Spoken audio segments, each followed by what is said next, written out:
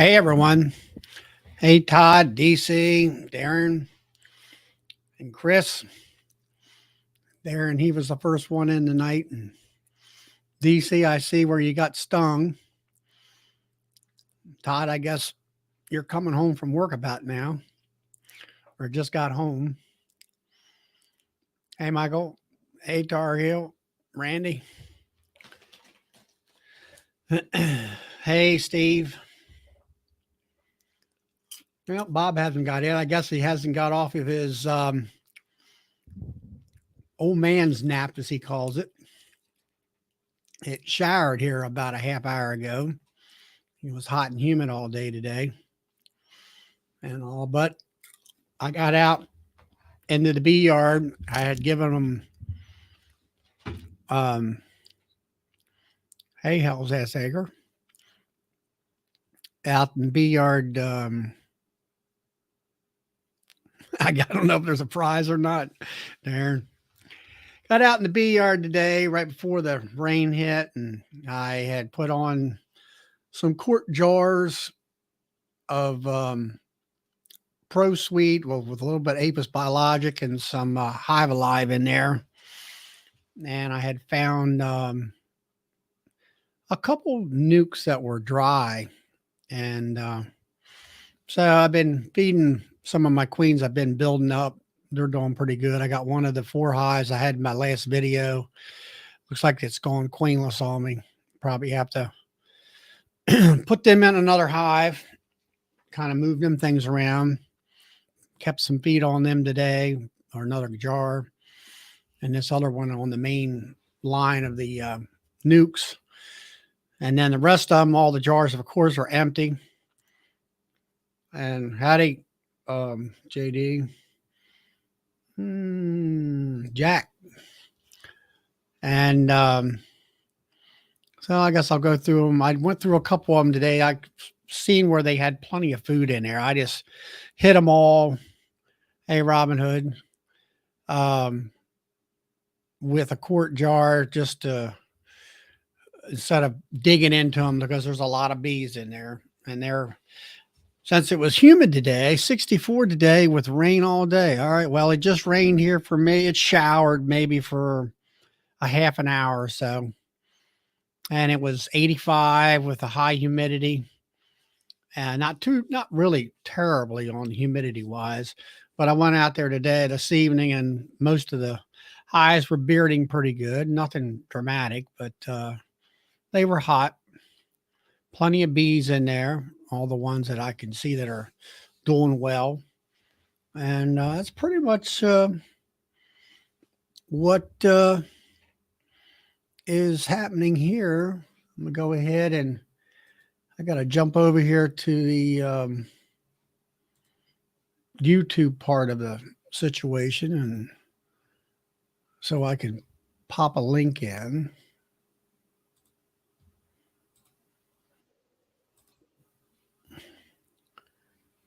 And let's see. Invite.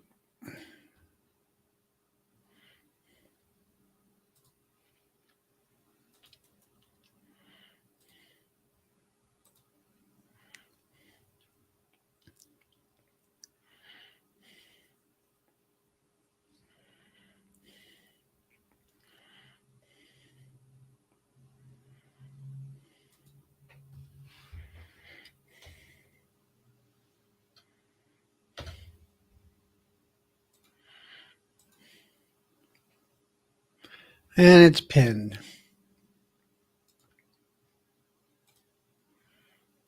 Anybody wants to come in and come on in. As soon as I get my screen kind of set up here.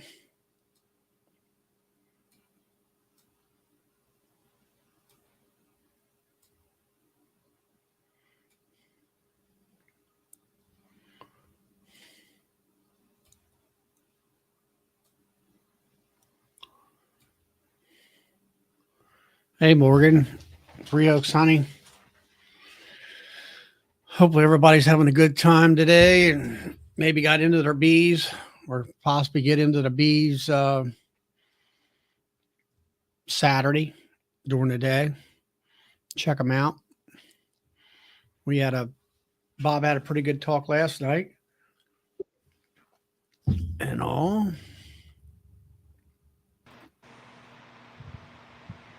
You there, Chuck? Yep. So you are obviously new. Yes. Where are you from? Actually, I live in Edgewood. Oh, okay. You're not too far from my house then. No, I just got done with the beekeeping course back in like April, I guess. Yeah, March, April. Yep. Yeah, and I got my package and put them in, and the bees are doing fantastic. They're a little grumpy from time to time, but they're doing all right. Have you checked them as far as feed or anything right now? I mean, I've of been course, feeding this is them. your first year. I've been feeding them the whole time. Okay. I haven't So, stopped feeding them because what's the instructor's name? What was her name? Sybil. Sybil said Mhm. first year I should never stop feeding them. Yeah, well, welcome to the channel here. We talk about a little bit out of everything. Now, are you on running double deeps right now? Yes, I put the second deep on in July, I believe, Hmm. and they're doing Are pretty they good. drawing the wax out and everything? Oh yeah, really nice. Everybody's saying hi to you, and Brian from out in Colorado, Flower Street Honey. And Michael, he's up in I think Vermont. And yep. I figured I could get some information learning from listening to what you all got to say, because believe me, there's a lot of things I don't know.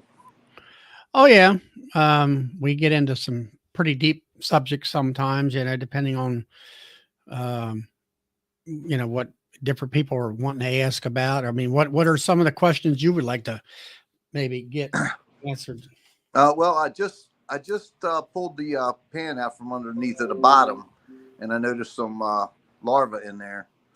And then I was doing some research on them, and some of them said it could be wax moth larva or it could be the hive beetle larva, depending on size.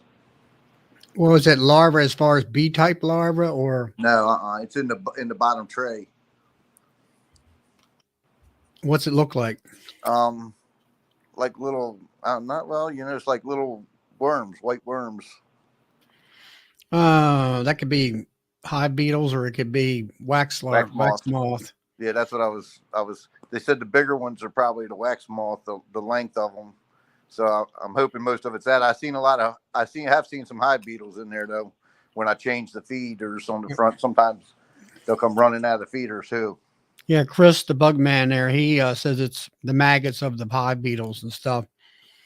Um, how's your population in that hive? Is it real strong? It seems to be pretty good. Every frame I pull out seems to be Hey, quite a Mark. few quite a few bees on them and everything. Yeah, I know, but I mean, is the cluster like this big around? I mean, are they on? How many frames of bees do you see? Are they all, or is that bottom box completely full of bees? And Yeah, the bottom box was completely full. Now I'm getting ready to check it again tomorrow. I'm gonna check it in the morning tomorrow because I wanted to put some of those hive beetle traps in there tomorrow morning. So I was going to check the frames in the lower box, because the top box they're pretty full all the way across. the top box is full of what? Bees or Bees. Yeah, okay. bees. Um, have you recognized the eggs and larvae and all that kind of Yeah, stuff? yeah, and I marked the queen when I first got her, so I can find her pretty easy, and she's in the top box right now. Okay, so she's laying up and everything. Mm-hmm. What I'm getting at is that And you don't. they beard the front pretty good on the real hot days. Okay, well then that means you got a good solid. When you open it up, when you open that top inner cover off, do you see any little black bugs scurrying around like the beetles or? Just, One or two I've seen. okay. Because I have one of the flow hives, but I never did put the super on this year. So when I take the roof off, then I got that flat top in there. The inner cover, yeah. Yeah, and then I have of course I still have the queen excluder on there too. I'll put that on there no matter what. But just so I Well, wouldn't. no, I mean, You don't have any honey. No, but I just put it on there so that I wouldn't misplace or to get messed up or whatever, because I have a small operation, just the one hive right now. So you're storing the queen excluder on top of the box. Yeah, so it's kind of right there, It's not gonna, it won't hurt them for her because she can't go up through the roof anyways. Everything's closed off, so. But you got the queen excluder, and then you got the inner cover, and then you got your tele cover. Right. All right. Hey, Lynn. Yeah, as long as she's laying up and everything, and I would like wash out those. You have a screen bottom board? Yes, I do, and I took the pan and washed it all out the other day. Well, I would just leave the pan out, but be quite honest with you for now. Just let the air come through. Yep. Because I think what is happening is the beetle larvae is dropping down through the screen, laying in that pan. I don't know what have you got. Have you got anything like liquid in there to kill anything? No, I don't. All right. Well, then you've got a breeding ground there, basically, for more hive beetles, right? For hive beetles and everything else. Yeah. Okay. So I would leave that. Pull the pan out and just let it. Pull the pan out, leave it out, and yeah, because I've got it sitting on a platform of plywood and cinder blocks. Have you did a mite test lately, or have you treated for mites, or started to treat? Yeah, for mites? I just getting ready to put the Apivar in there. Okay. I just got some strips in. I'm gonna put them in tomorrow when I'm doing the when I go through the inspection. Okay. They said two strips for a 10 frame box. Yeah, well, it's a strip per 5 frames of bees. Right. Basically, if you got 10 over 10, put 4 strips in. Right. That's what I figured. And I just used the toothpicks to put them in through the holes, and that way it drop in there better, according to what somebody else said.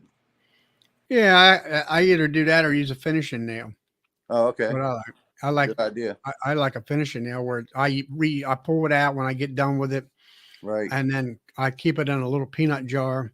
Yep. And because I use a bunch of nails and stuff like that, I'll be pulling my Apivar out probably around the 1st of September.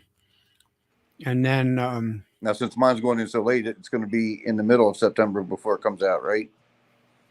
Takes 6 weeks. Right. So mine will be if tomorrow, it'd be closer to the first week of October, actually.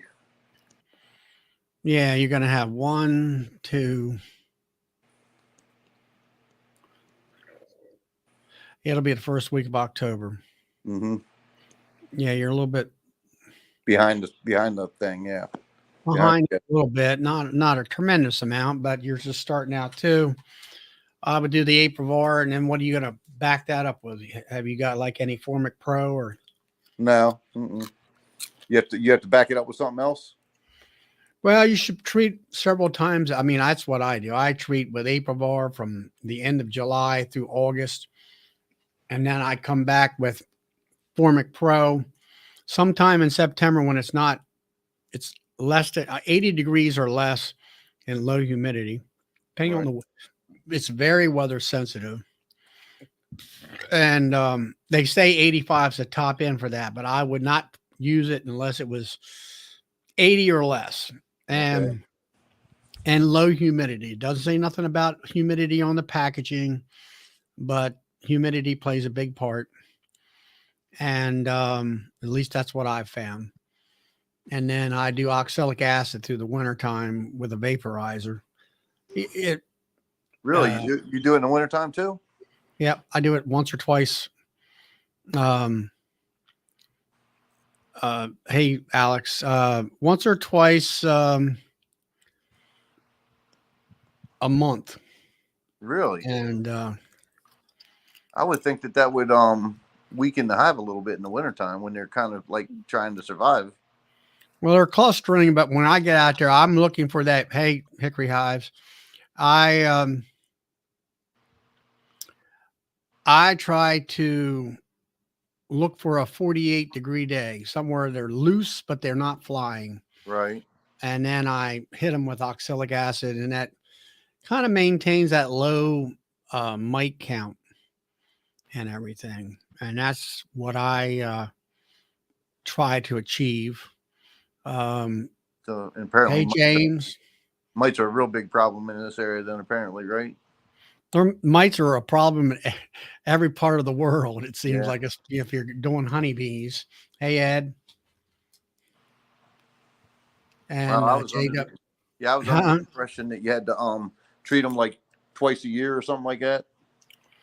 Well, I usually treat the end of July, started in, from August, and I treat with 3 different products. Some people do, some people don't. Hey, Robert. And Mike, and so I do the Aprivar because it's not temperature sensitive in July Right. through August because it's so darn hot here. Right. And I humid. mean, it's even hotter. Like some of these folks here on the chat, um, they're down in the deep south, like where Chris is, the bug man. Mm-hmm. Their index is 114 degrees. They can't use a lot of the stuff that we can kind of get away with. Right. And so then I come in with Formic Pro, which is temperature range is 85 or below, but I try to put it the first 4 to 5 days is the critical time.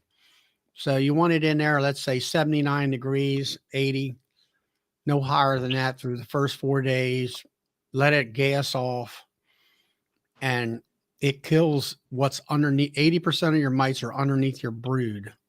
Right. So that's going to kill the mites underneath the brood. The Aprivar kills the mites, the thoretic mites, which are on your bees, On the bees. and it does a good job. And then I hit with oxalic acid. I used to do it in October when there was still a lot of brood in the hive, but I finally learned to listen to the science folks, and the best kill ratio is when it's the least amount of brood in the hive. I don't think our hives in our area grow completely broodless, but I'll say 95%, let's say in January. Okay. So and then for springtime, when do you start treating in the spring? I don't. You don't treat in the spring. You just I do Aprivar all the way up to around 1st of March, end of February, and that's it. Now, see Lee here, he's down in Louisiana there, and he's 113 degrees index down there. so But hey, the Dan, hey, the Russell. Aprivar is good. The Aprivar is good for them then. Yeah, Russell, can you do a OAV when you have Aprivar on? Yeah, I would. I don't have a problem with it. I mean, I'm not saying you should do it. It just, I don't see where it's going to hurt them any. With the Aprivar, it's sort of a slow release. With oxalic acid, you're hitting them for more of a knockdown situation. There's Mr. James from Canada. Hi, Evening, everyone. how are you? Going out to the bee yard? Heading to the apiary, you betcha. So we had a few queen cells there that I didn't get dropped yesterday. And, well, they're virgin queens that I am going to attempt again to release into these nukes. So did your virgins get mated? A lot of them did, yep. So we're probably sitting at about, I'm going to say high 80s, low 90s success rate on those. So we marked a whole pile of those last night. That's good. Yeah, especially seeing as, I've got, I'm going to say for all intents and purposes, I got 4 weeks to get everything done up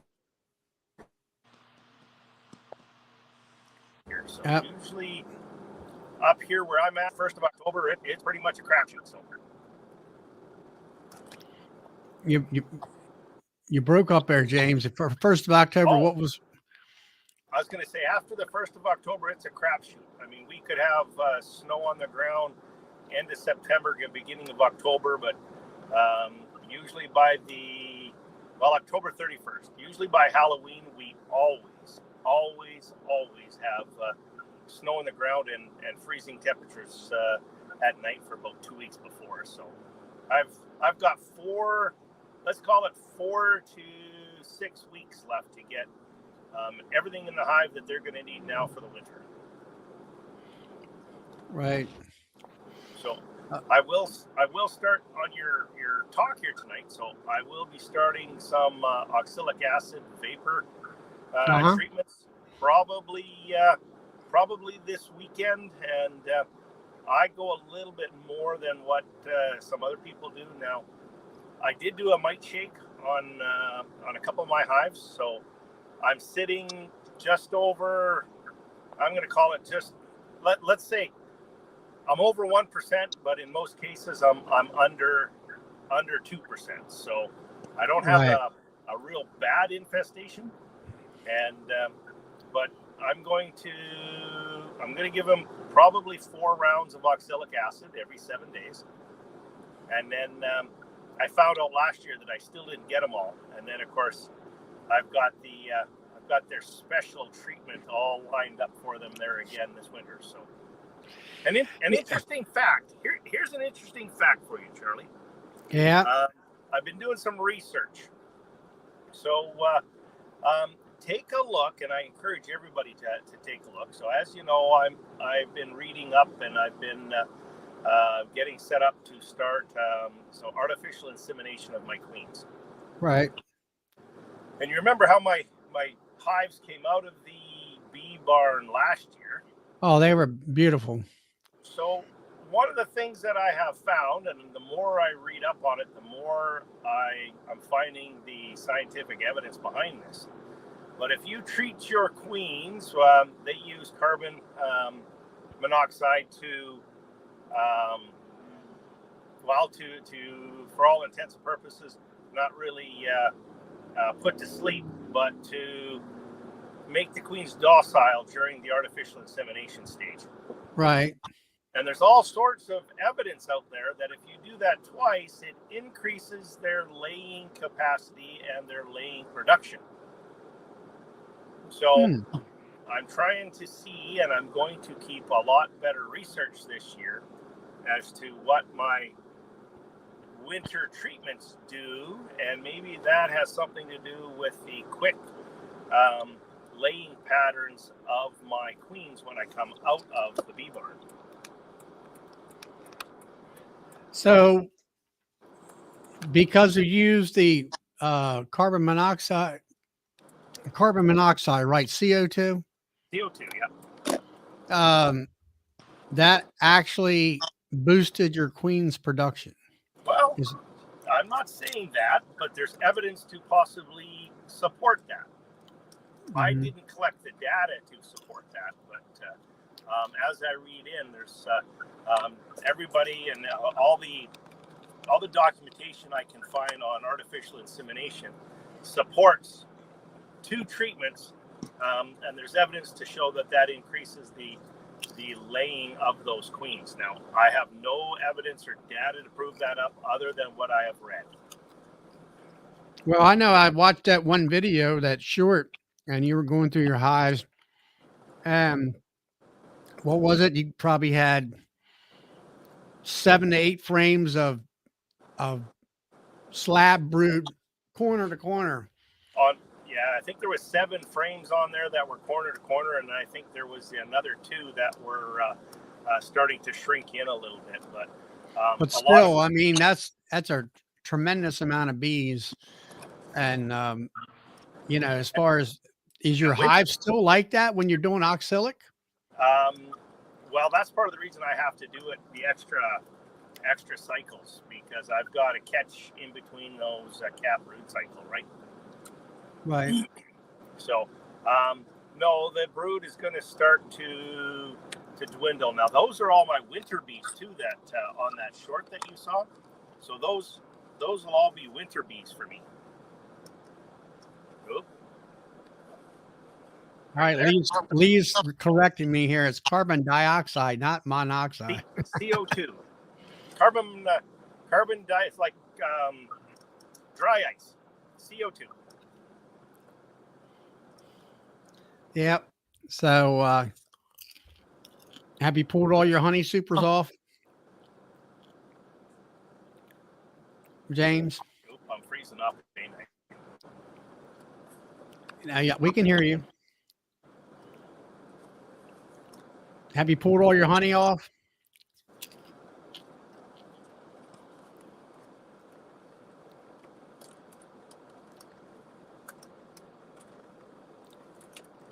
Oh, there you are. Yeah. I was freezing up. Did you pull your honey off, James? I have just about all of it off. I think, I might have 20 boxes left to bring into the honey house. Right. So, and you've been extracting guys constantly, I'm sure. We have been extracting. Yeah, we've been extracting. I'm going to say probably what? I think we figured it out last night. We're doing about 66 times 5. So yeah, probably 300 to 400 pounds an hour is what we're currently extracting. So that's working out not too bad at all, considering I have a 12 frame extractor. Wow. Yeah. Yeah, but he's going to what, 60 frames cow and hopefully here pretty soon. 84 is what they're telling me that extractor is. Well, it's big. Is it the same style like Ian has? Well, I haven't seen it, but from the pictures, it's got four channels on it. Each one of them holds apparently 21 frames. So Ian's has got 2 frames, and I think Ian has 2 frames of 30. I don't know. I've only seen the videos on Ian's. I mean, I've seen it, but I've never counted. Right. But from what they're telling me, this one has 4 channels, and each one will hold 21 frames apiece. So. Now the next thing is where are you gonna put this thing at? Oh, You're gonna have to have a building. Stay tuned.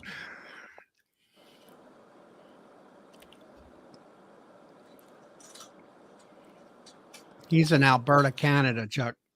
Was that on the western coast? Yeah, he is on the west coast next to the Rocky Mountains. I was gonna say he's a little daylight there in this where his car is, you know.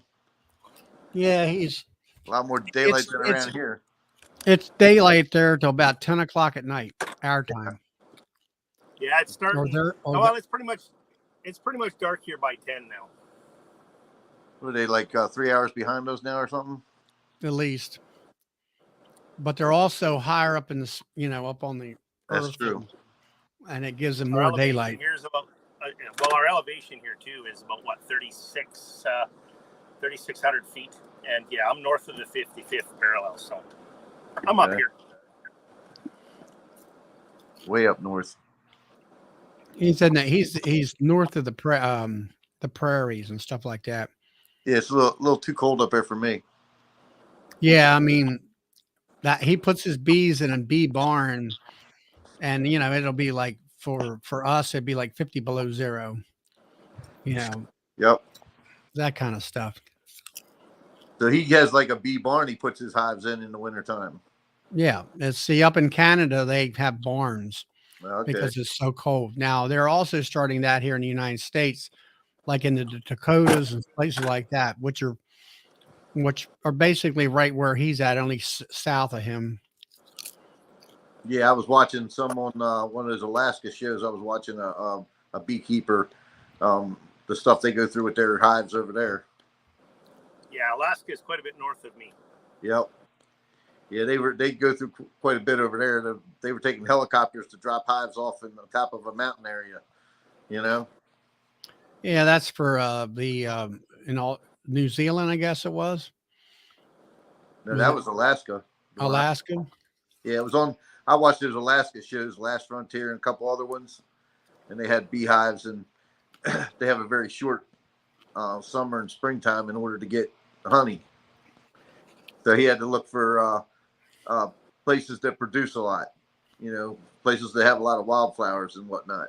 Yeah, well, that's what James is. His honey flows like Agricultural. it's what May, June, and July, and that's it.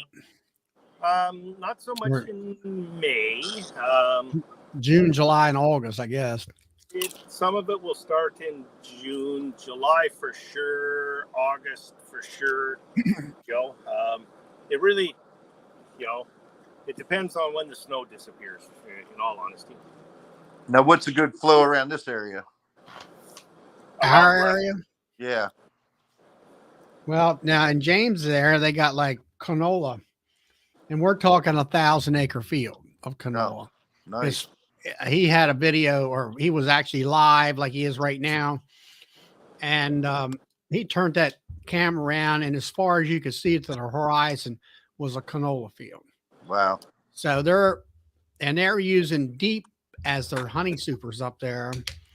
And they hit this year, he's growing these hives and stuff.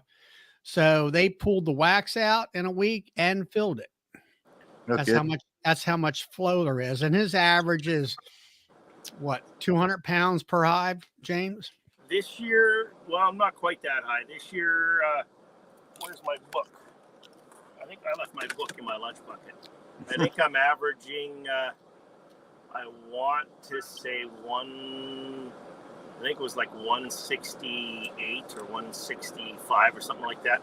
But you got to remember, I lost a lot this year because of them having to draw all the comb out. So I started with all fresh foundation, and they had to draw all that comb. So, that's taken a little bit. Right. So it's a different world up there. Around here, April, May, and June is our flow.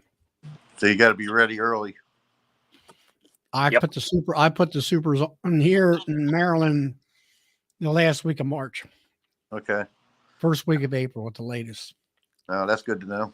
When our flow hits up here, it I don't want to say it goes from 0 to 100%, but I would say from the start of the flow to when the flow is full on, especially in the canola fields, it's probably, I'm going to say the quickest I've seen it is probably 4 days if the heat and everything is right. The longest I've seen it is probably a week. So we go from nothing to full flow in about a week. When you drop a super on, you're not dropping one on, you're dropping multiple supers on, and you better be on your toes, because with that canola, I've lost a few frames this year because just the things that went on. But you got to get it in, you got to get it off, and you got to get it out. So yeah, this is only my first one, and actually the beehive actually helped I mainly got it to help my vegetable garden, which it did phenomenal this year. That's the best my vegetable garden's ever produced. There you go. Excellent. So the little guys helped me out a lot there. Of course, they don't like us in the vegetable garden as much as I want to go out there. They get a little buzzy around the ears when you're out there in the garden. It's funny how that works, eh? Yeah, they like to bite me right on the top of my ears. Exactly. Well, I've got a couple queens here I got to drop in, so I'm going to go do that, and then I'm going to do a little bit of mowing here. But you were wondering where the sun was? Oh yeah, I seen it in your car when you were driving. It's still high in the sky. That's why I said you still had a lot of daylight there. I figured you had to be over towards the West Coast. You're dark, James. It's nope. He's a couple hours behind us. Are you at the first apiary that you've always worked at, James? You're froze right now.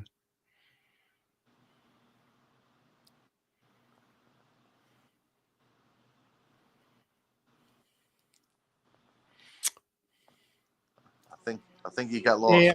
he lost his internet probably. Probably got out of his truck. Now, Eugene Nelson, I had seen this question. I was waiting till James was stopped talking. How much do you spend per hive spend on your hives? Tweeting that way, you do just interested in how much it costs. Yeah, there goes James. Are we talking about feed or are we talking about treating for mites and whatever? Or, that kind of thing. So bring me back to question. I've been missing a lot of the talk here on the side. So, but anyway, yeah, the main thing is treating for hives to get them through the wintertime. Right. And hey, honeybee compound. I'm probably going to have to get with you or somebody else and maybe get a schedule when you do the treating so I can try to keep up with that more, I need to make sure my bees stay healthy going through the winter. That's my main concern right now. All right, Dan. He was asking about your Aprobort treatments. I put them in, I'm going to say the 28th of July. Let's see. 28th. That was a Friday, a Saturday, a Sunday. It was the 30th, I guess, of July. And so that's 1, 2, 3, 4, 5. It had to be sooner than that. It was June. Now? Huh? When do you take them out? The end of August? No, 1st of September. Okay. I have to look at my notes on that. That means you have to be putting them in like the 3rd or 4th week of July. Yeah, honeybee yard. July the 23rd. Okay. Yeah, that's like the end of the 3rd week or whatever, right around there. It was on the 3rd week. It was on a Sunday. I knew that. So I got 1, 2, 3, 4. So July or August or September the 9th is when I will take them out. And as far as cost, it depends on how Randy, Charlie.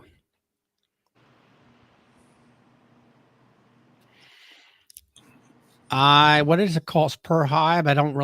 Can't really say on that. I'll figure this way.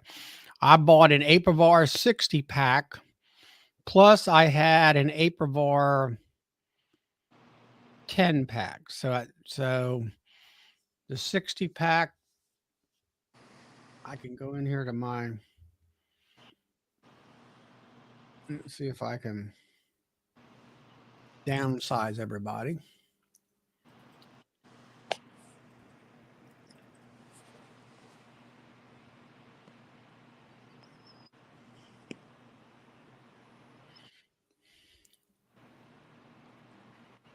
And now we'll go back up.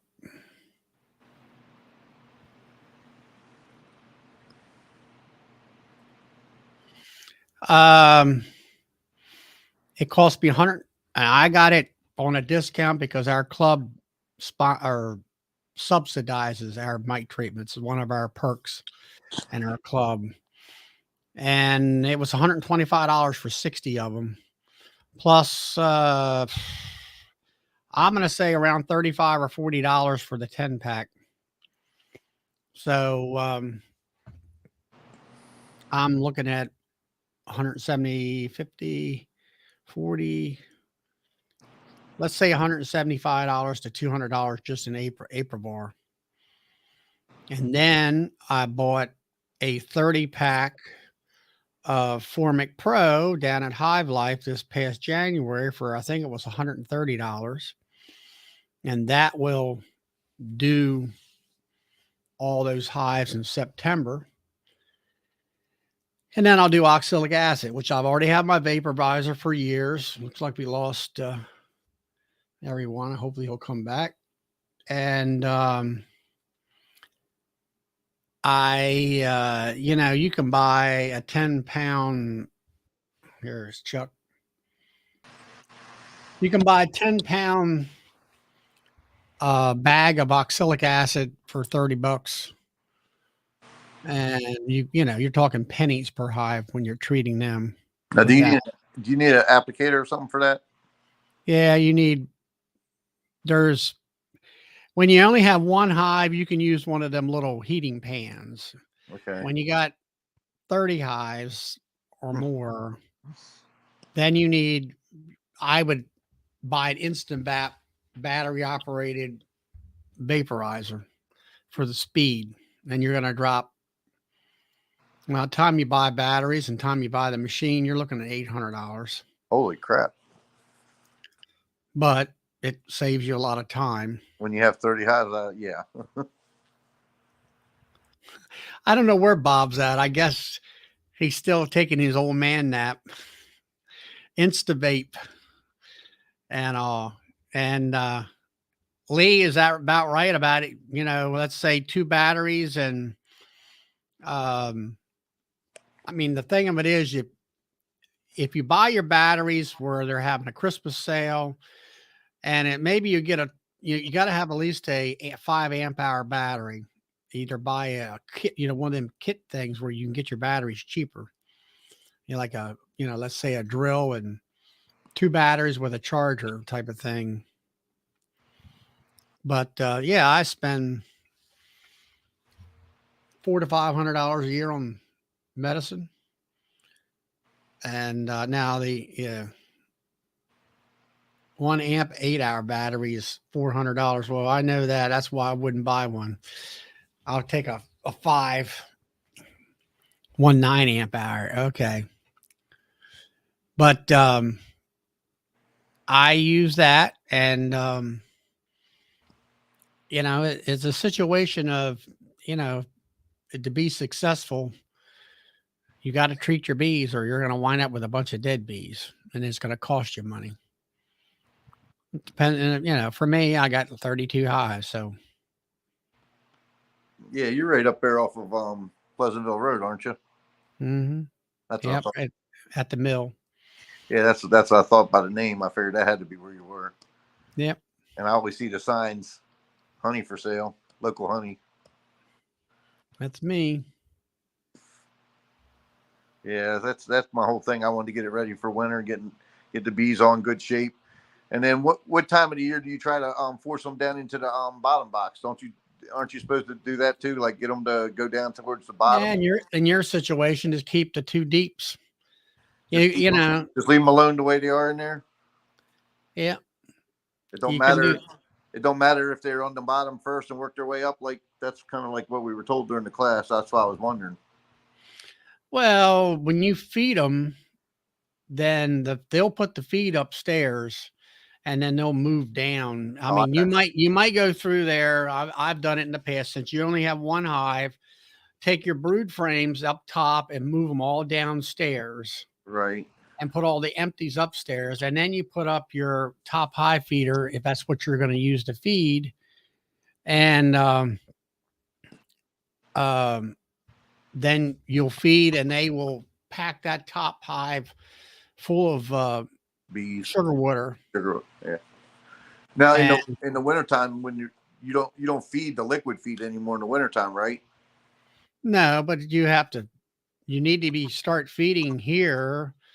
Let's say the week or 2 after Labor Day, and you should be done by the 15th of October. So you stop feeding them the 15th of October? Liquid wise, yeah. Okay. And you need to be feeding 2 to 1 at that time. What? When do you start feeding them the 2 to 1? After Labor Day weekend. Okay, so after Labor Day weekend until the middle of October, they go to 2 to 1. Well, in your situation, you're going to feed them until they stop Right. taking it. Okay. Feed them until they stop taking it. Okay. Well, I've And, been feeding them now. I just been buying the sugar and mixing it myself for now, right. and then I buy some of that essential oils and put in it. You know, What that kind of essential oils are you putting in it? Pro something or other. Hold on, I bought it from Man Lake. It's Pro Health. Pro Health. Yeah, I don't know much about that. I think I've had some of that. I don't know if I would feed that, in the fall. Okay. What's it got in it? It's got Lemongrass. sucrose, water, spearmint oil, lemongrass oil, lecithin, and thymol. Mm-hmm. It's just essence of oils and stuff. You got the thymol, you got the lemongrass, which will promote robbing, and the lecithin is the stuff that binds it all together. And I forget what else you were saying, but anyway, I wouldn't. There's a better product. No, I'm just saying it. See, lemongrass it will promote robbing and stuff like that. So what you want to do is just feed them straight 2-to-1 sugar water. Okay. Starting when? A week or so after Labor Day. Okay. And then how are you feeding them? Well, I got the front feeders. I was feeding them through the front feeders first. The front feeders, the Borman feeders. Yeah. Take them suckers and put them in the trash can. Yeah. That's the biggest robbing thing there ever was. No kidding. Okay. The other thing I got is I got these like a 2-gallon bucket to put on top of them.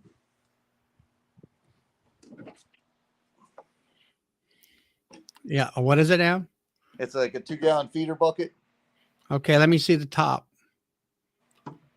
Is that a hole in there? I can't. It's not a hole in the center. It's got a whole bunch of holes, little holes around the top, like on the mason jar lids.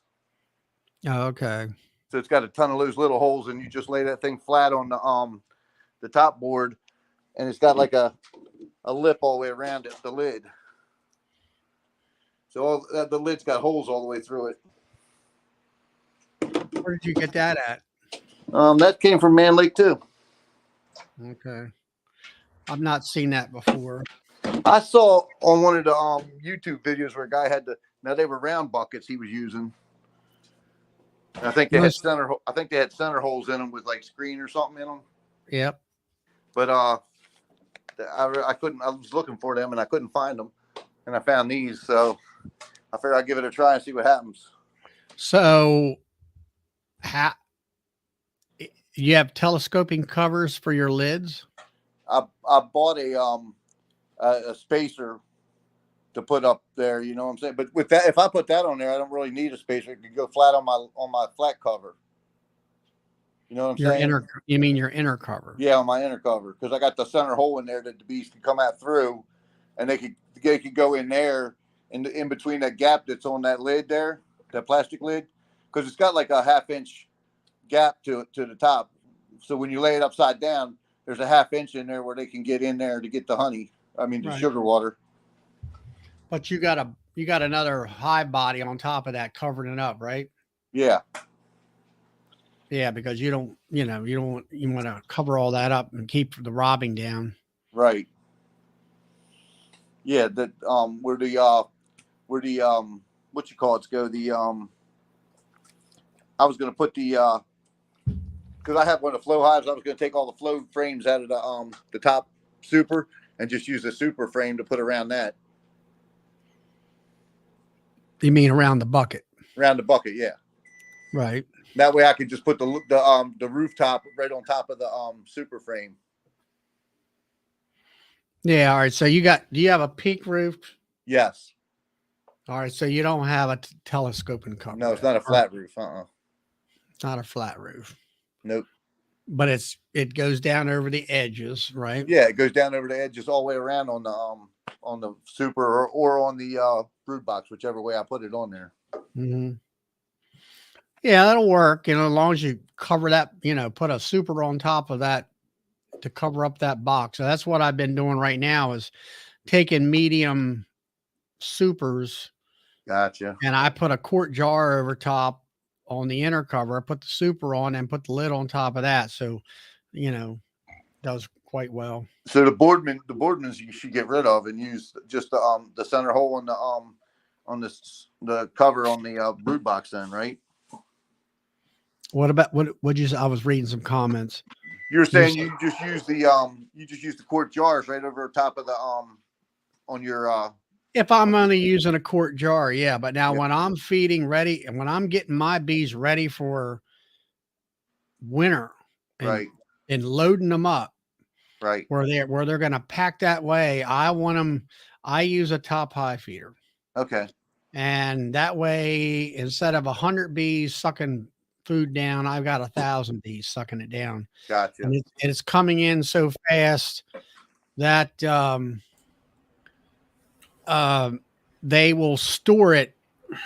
And faster than they use it, way faster than they'll well, use it. you're changing their mindset where you want them to store it. And if it comes in fast enough, that's what they do. Gotcha.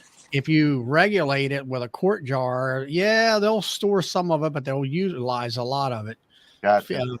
And all that. So So I can do away with the front feeders and then just use the I would never ever use a front feeder. Oh, okay. That is the world's worst that you could possibly have. Now you've gotten away with it because you only have one hive. Now Right. if somebody else is around you within a half a mile or in a mile that's got hives, I think there is somebody.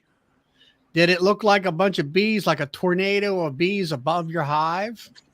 Once or you had twice, that it looked like there was quite a few bees flying around the top of it. Looked like they were swarming around there. Yeah, but they were like going around in a circle above your, you know, a whole group of bees. Yeah, it was a pretty good group over there, wasn't it? No, she said it wasn't that many. I'll never use that front feeder. The only time you could use that front feeder, I've seen some of them use it where they put it on top of the inner cover and they put the box around it and then they put the lid on top of that. But that's I don't know why they still give them out. I guess I don't know. It's just terrible.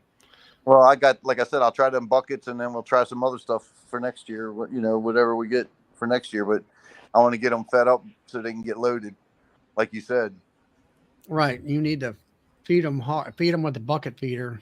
Okay. They take it down, and is that like a small set of ring of holes, or the whole thing is full? The whole lid has a bunch of holes in it. Really? Does it leak that bad, or is it? I don't know. I have never used it yet. It's the first time I'm going to use it. I might just put a gallon in there first instead of 2 gallons and try it and see what happens. Well, it'll leak if you fill it up. Then it doesn't leak. You know, the air. Right. It's supposed to vacuum it. It works better. Hey, Mike. Ed, yeah, you know, that's the best thing you can do, you know.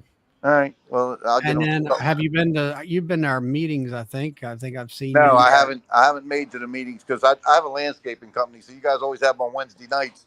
By the time I get home, I'm wore out. I don't get home until late on Wednesdays when you guys have your meetings. Yeah. Now, I need to make some, but see, I start slowing down in October, so I plan on making some of the wintertime meetings anyways, you know. That will be at Harvard Community. Yeah, I know. I've seen this coming month will be at the museum. In September? Yeah, we couldn't get the college room. They're working on the room the room that we've been using is under construction, is what I've been told. Yeah, Lynn, you asked about. Yeah, mine's a Man Lake feeder. It's where it comes up in the middle with the screen in the middle. It holds 4 gallons. Oh, I okay. use I use the one side. I fill it up with 2 gallons at a time, and that'll last I have to maybe look at that feeder. it might last a day or two. All right, I got to jump off here. I got to go take care of my critters. All right, very good. We'll Nice see you. talking to you. Yeah. I'll get with you again because you have a lot of information I need. Okay. Well, just you got my number in the club mag. You can give me a Yes, I buzz. do. All right. Appreciate Well, it. good Have a to good day. see you on, Chuck. Thank you now. Tell everybody goodbye. See you now. Bye. Well, did we get a old man nap over with? Yeah, but I was melting wax. Oh, were you? So I when you put it in, even in the solar melter, sometimes when you get it out of there, there's still some like some little bit of honey or something that's in it. And so I put it in the oven on 170 so that pan loosens up, and then I can just kind of pour it into my crock pot a little bit easier. And at any rate, I spilled a little bit of it. So I was cleaning it up off my feet, matter of fact, right now. So so what you been up to? Not much. It rained here a little bit before the show, and I went out to the nuke yard and I checked not all the feeders, but I figured they had been in there for a day and a half to 2 days, and they were all, all the quart jars were empty. And I checked some Pacific nukes that I've been kind of like helping along. Right. And they're doing right. Yeah, I got the four new queens that I've been growing, and I think one of them definitely is queenless, and the other ones are doing pretty good. So I rearranged just one that was queenless that had a box on top, and the one next door to it, she had it laid up pretty tight, without everything in there. She needed a little more room to lay. So I just went ahead and transferred the frames over and gave her another box and gave her another bottle of juice. And then there was another one out there that was laying, and I gave it another quart. That I had about 4 or 5 quarts left, and I gave them to the ones that I think needed. And then I checked some other ones while I was there that were empty, and I pulled some frames, and they had some honey in there. Instead of me going through all those hives, I said, all right, I got enough juice here. I'll just give everybody a quart and get them started, just to make sure they got something. And most of them, I think, already have it, and maybe tomorrow afternoon, I'll go through the 15 or so of them. I know there's one down there that's got a medium box on top and it's full of honey. He never got a jar at all. So that's what's happening. James was on. I don't know whether you caught that or not. No, I didn't catch it. What was he saying? He was driving out to the yard. He got about a 85 to 90 some percent take on his queens as far as mating. They marked a bunch of them yesterday, and he was reading up on CO2 when they do the artificial insemination, and if they give the queen like a double dose of CO2, they actually have found that she will lay more eggs. Really? And that's he says maybe that's part of the reason why they were booming come this past spring. Well, yeah, his outlaw treatment, Cowboy James out there. Well, he kind of came out with that. And then Lynn says here, my quarts are lasting almost a week, so they are using their honey, I think. So, or there's a flow on. Now, the only thing I've noticed is I've been putting a half a teaspoon of the Hive Alive in these juice jars, and kiwi juice. They seem to be taking it a lot faster when that stuff is in there. But I don't know. It's hot. It's humid. They were bearding this afternoon, not tremendously, but a fair amount. And Well, and they've been in there for 2 days. I mean, it's gone. They just sucked it down. Of course, I have to say one thing. My hives, I mean, they are jamming packed full of bees. And all. If it's not sitting on the outside over here, mine should be. I just looked at with the feed. Yeah, well, she just said there's a flow. I know she's got some. Yeah, so she's got some plants that I don't have. So if you got a little bit of a flow, you're probably getting some of your nurse bees and stuff, maybe going up there, getting a drink and coming back down. She talked about it. She had, what's it called? Devil's walking stick or something. And some other type of, let me see here. I'm getting the hankering for a truck, man. I'm getting the hankering to buy a truck. Get yourself a 3/4 ton 4-wheel drive, something that you can pull a trailer with and put a tote on. Yeah, but the problem is they cost 3/4 of 100,000. You can buy gas. So yeah, I'm just getting a hankering for one. So what I really want, and I don't know if I can find one. Have you ever seen those? I think it's a Ram, and they call it like the Longhorn edition or the Texas edition, and it's got like the tan buckskin seats in it and all that. Oh, that sounds like a Ford. I forget what the heck they call that. That's an expensive damn truck. Talking about Japanese knotweed. I didn't say a brand new truck. I didn't say a brand new truck. I feel bad about dinging up a brand new truck. So I don't know. Probably won't, but it's just kind of out there looking at it. I will know if there's a dearth on. I put 5 gallons of Apis sugar out. When did you put it out, Ed? Bighorn edition. There you go. Mm-hmm. Or the King Ranch. King Ranch, that's it. Yeah. Yeah. I don't know. Now, Lynn, she's putting some Apis. She bought some Apis from you. I'm waiting on my shipment to come back in. I don't have any. I need a bag. I'm going to need a bag. I just have the 1 pack that I've got left in here that I accidentally forgot to send back in my humidor over there. King Ranch 70 starting keyword starting at 75,975. No. And that's a 250. That's a half ton, right? No, it's a 3/4 ton. That's 3/4. So, yeah, it's kind of. I couldn't afford that either. Oh, well, look at that. It's got a 2 kilowatt Pro Power onboard outlet. You can just back your truck up and plug your OA right into it. You don't even have to use anything. You just plug it into the truck. Yeah, long time.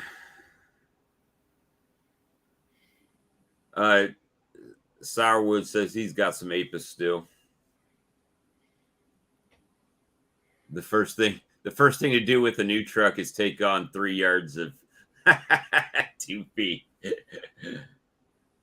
That's the yeah, but I don't see it happening. It's just one of those things that, wish in one hand and poop in the other and see which one fills up quicker. But the just every once in a while you get that, man, a new ride would be good.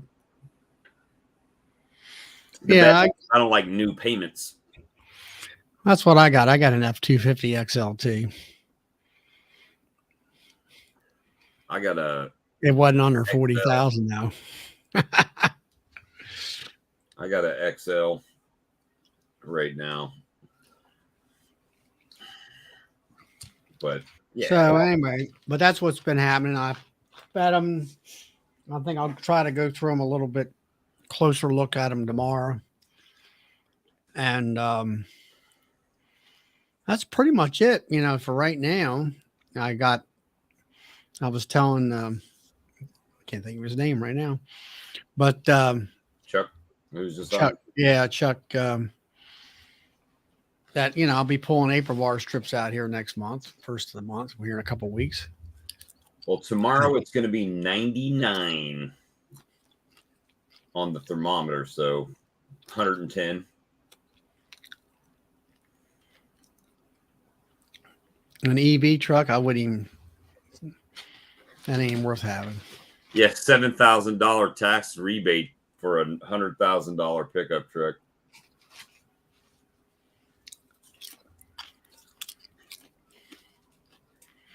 So that's what's happening. Just the same stuff.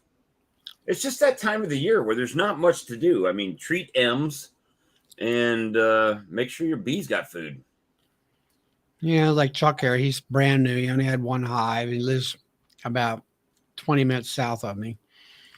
And I mean, he could be even sooner if it wasn't the traffic. But That'd be scary to me. That would be scary to me. I've never had one hive. Even when I started, I didn't have one hive. I mean, well, technically, I did get one nuke, but I had swarm catches along that too, right? So, but I never really just had one colony going at a time. Let's see. I think I guess I just only had one hive when I first started out. I got it through. I was fine. Yeah, that's the whole thing. It's kind of like you could get a quarter out of your pocket and flip it and say if you're going to be a beekeeper next spring or not. Just about, you know. The Lightning EV is F-150 is $50K. Really? It might be, but what good is it? You can't do nothing with it as far as work. And that's where Bob's at. Bob needs an infrastructure. He needs something he can haul all that syrup. He needs to bulk haul it. Yeah, I'm gonna either that or I'm gonna have Even some sugar, some more sugar. So I'll actually be in Charlotte on Tuesday, but I won't. I'll be at a training. So what I should do is drive my truck and not my work truck and take buckets. And that way, if we get out early from the training, that I can run over to the sugar plant and fill it up while I'm over there and then come down. But I don't know. what are you training on? How to kill bugs? Safe driving. So I'm coming up on my 1 year, right? So that's like when you first start, you got to take this class, and they never had it till now. So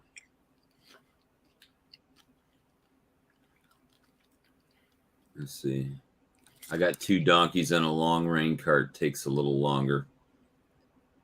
But yeah, that's not a ton of stuff. I'm just trying to slowly get stuff, arranged and and ready to go, So how are the queens doing? How are your splits doing? Well, I looked at them the other day. Several of them were no longer. I'll say that. Because of hive beetles? Probably hive beetles.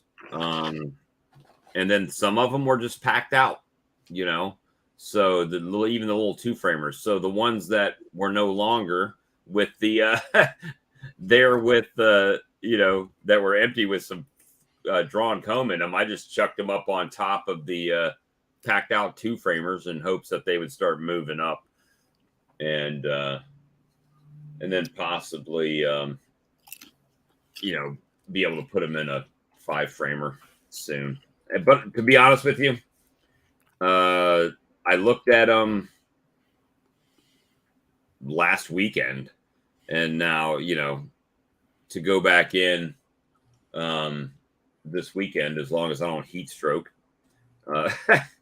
out there, it'll be fine. Yeah.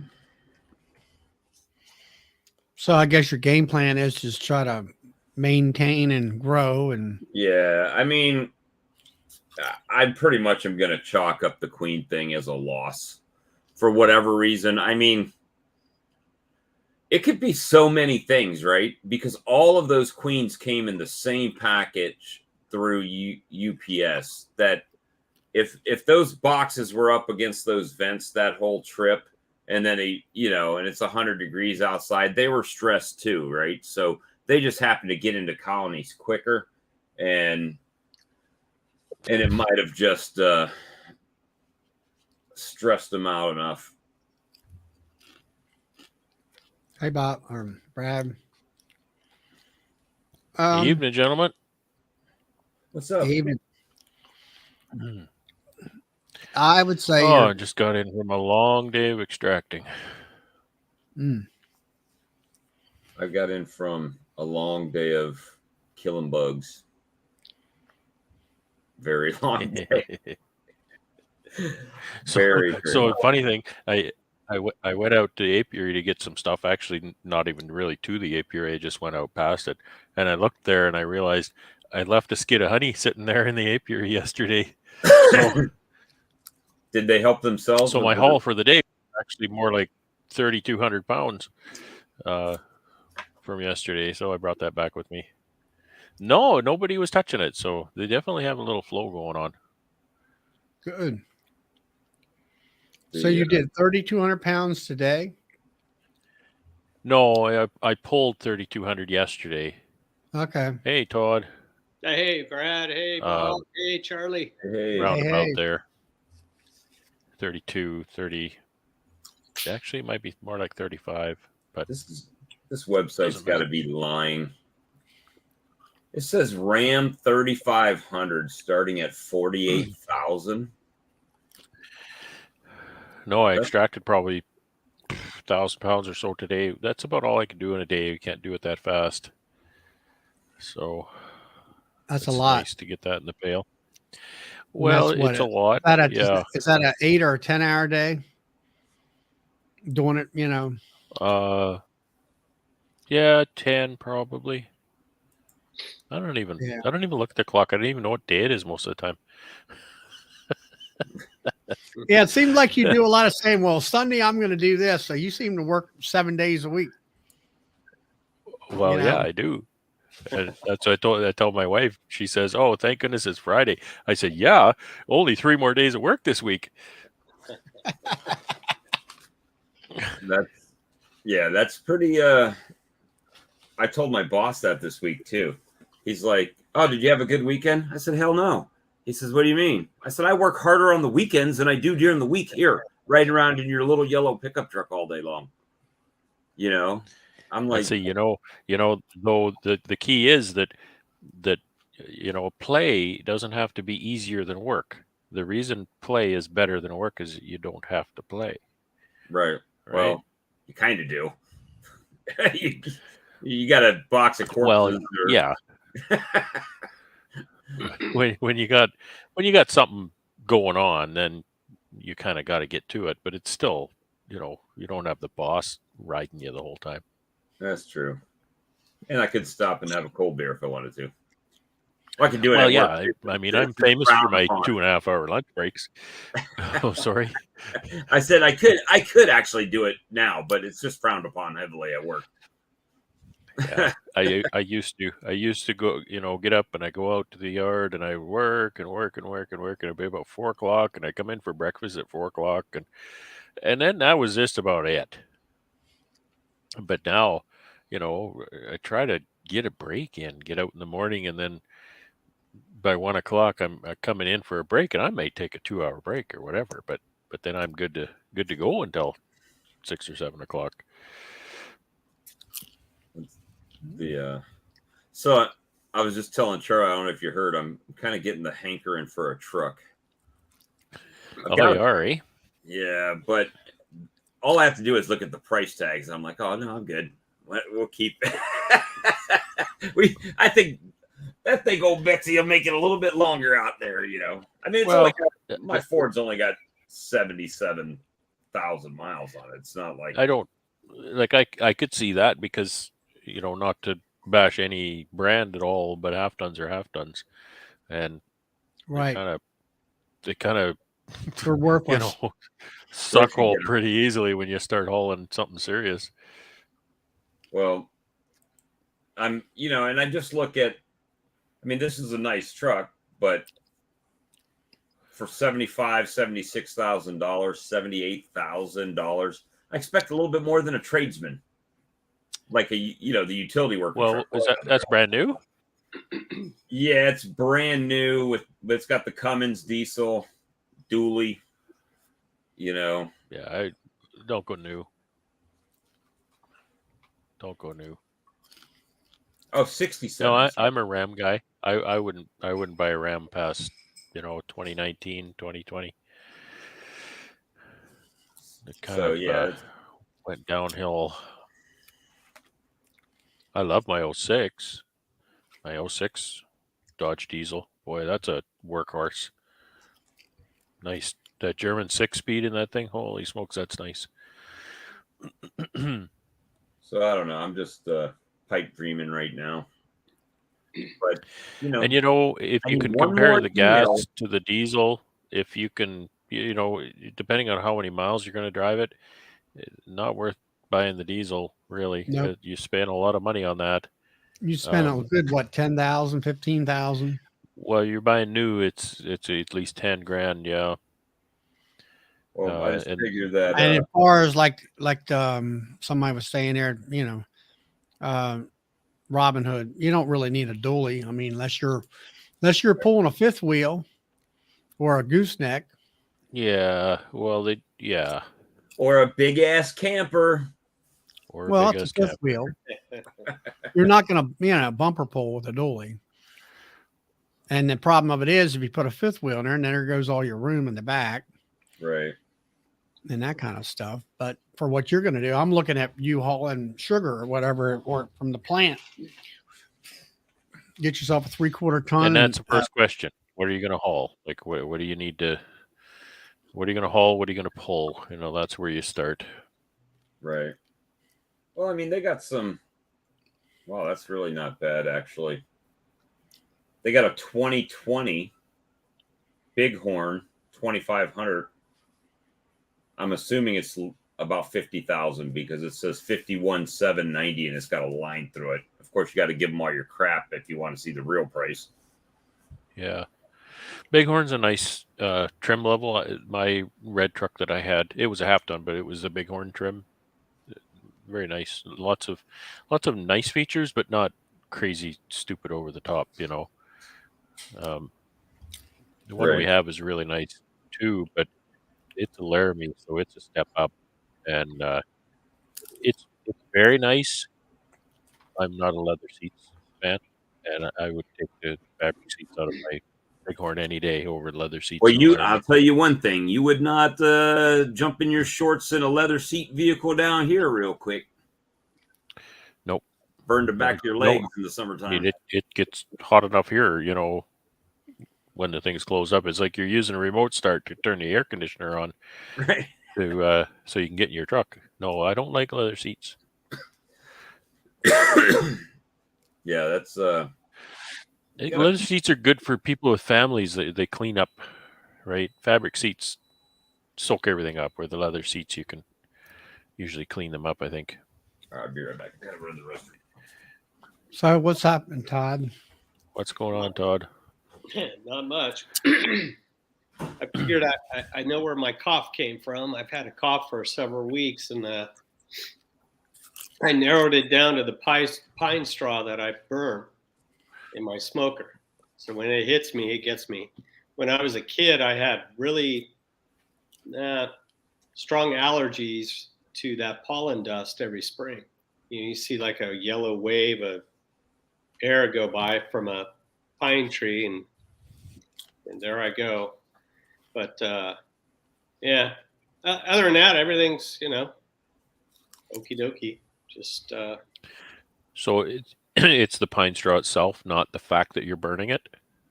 No, it's I'm getting that smoke. When it hits me. I try not to do it, but sometimes the wind switches. So it's the smoke. That's what I think it is. Yeah. There might be something I'm allergic to this year that I've never dealt with, but who knows? Who knows? Apparently, I ate too many of my grapes off my branch yesterday. Ah, Whew, That's- tearing my stomach. too much fiber. Too much fiber. Too much fiber. Oh my gosh. The well, that's a nice looking truck. Well, I learned how much a contact lens protects your eye. When I light my smoker, if I get a lot of smoke in my face, my right eye really feels it big Oh. time. My left eye doesn't feel it so much. It's interesting how it protects your eye from that.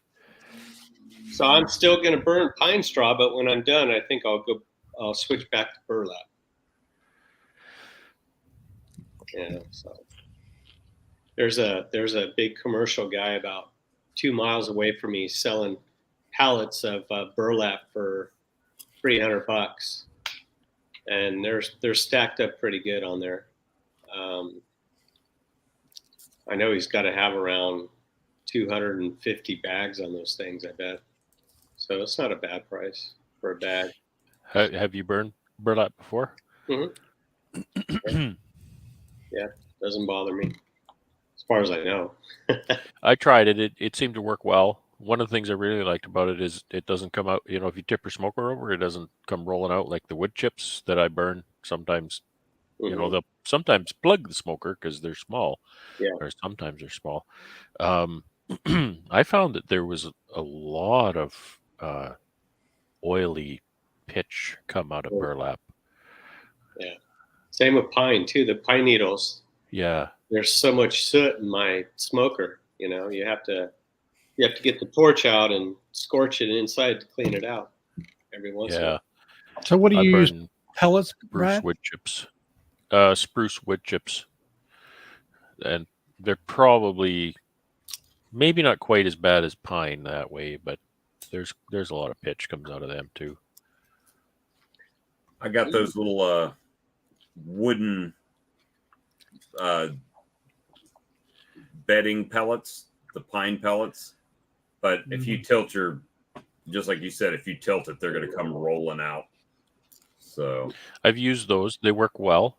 I learned to pull up a wad of grass, and once I get my smoker going, jam the grass in the top as a way to hold the pellets in.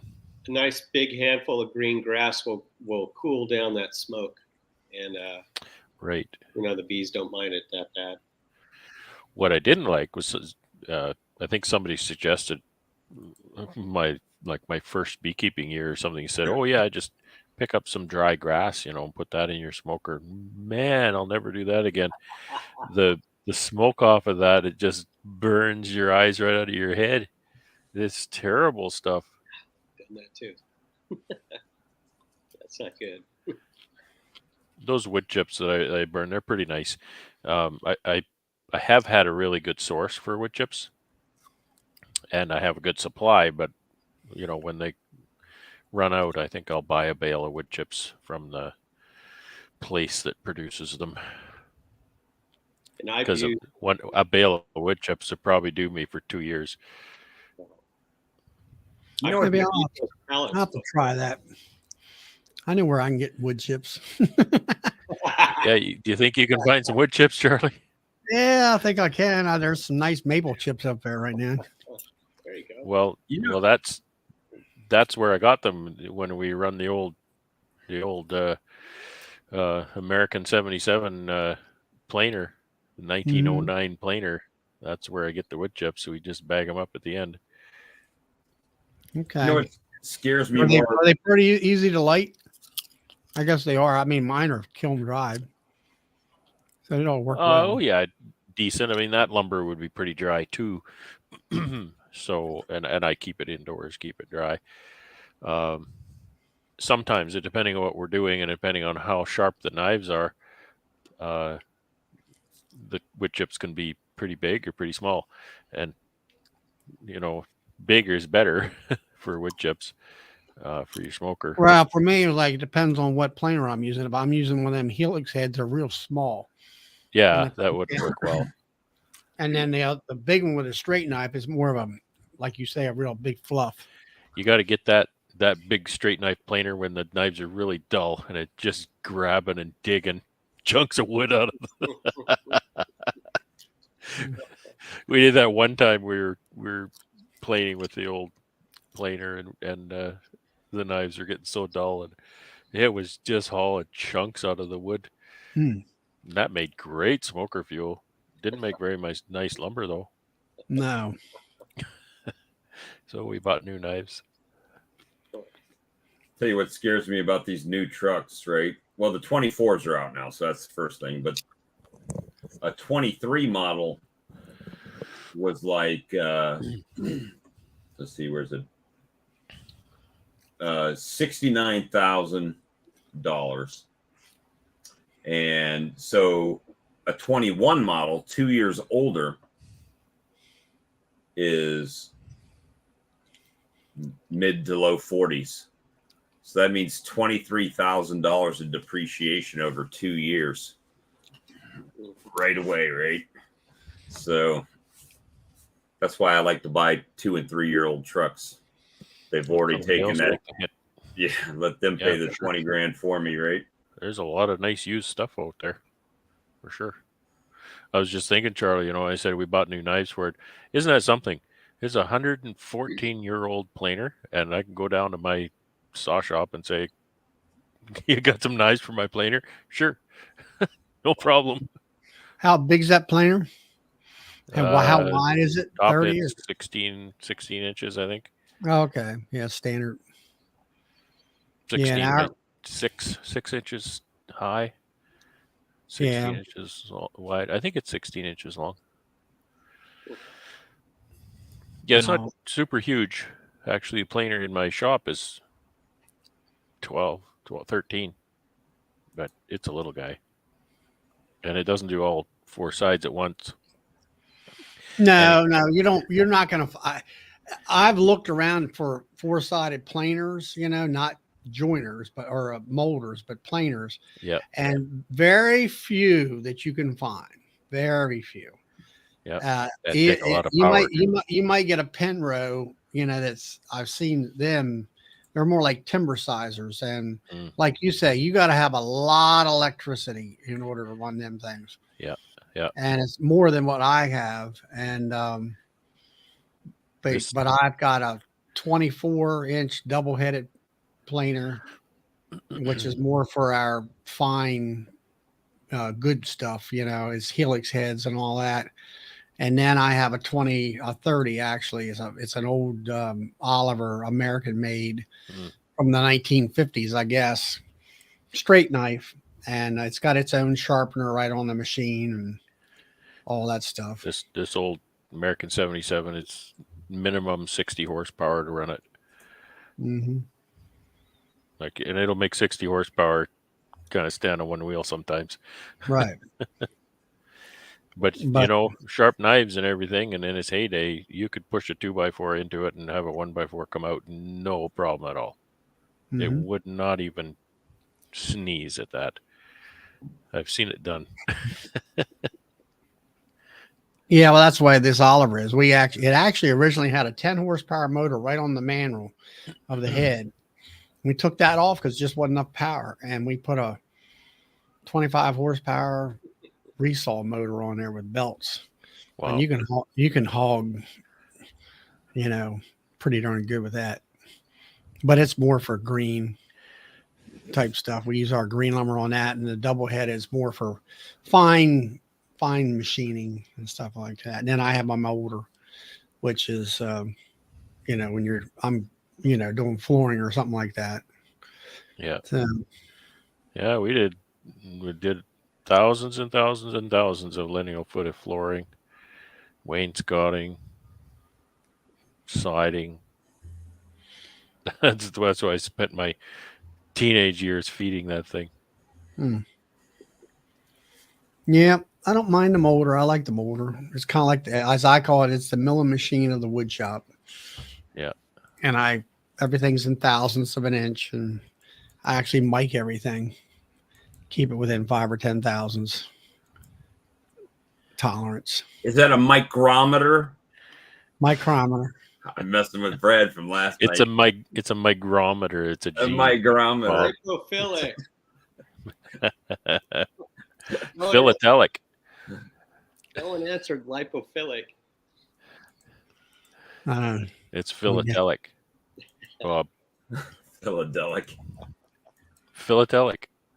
Hey, you know, on the topic of wood shop, I need to go over to the high school here. They have they have one of the biggest FFA chapters in the Western U.S. And they have a full-on wood shop. They have a full-on metal shop. They have a CNC machine. They have a lot of stuff. Anyway, so I need to talk to the teacher in the wood shop to have these kids make me 1-inch shims, because they have a lot of say 3/4 inch waste.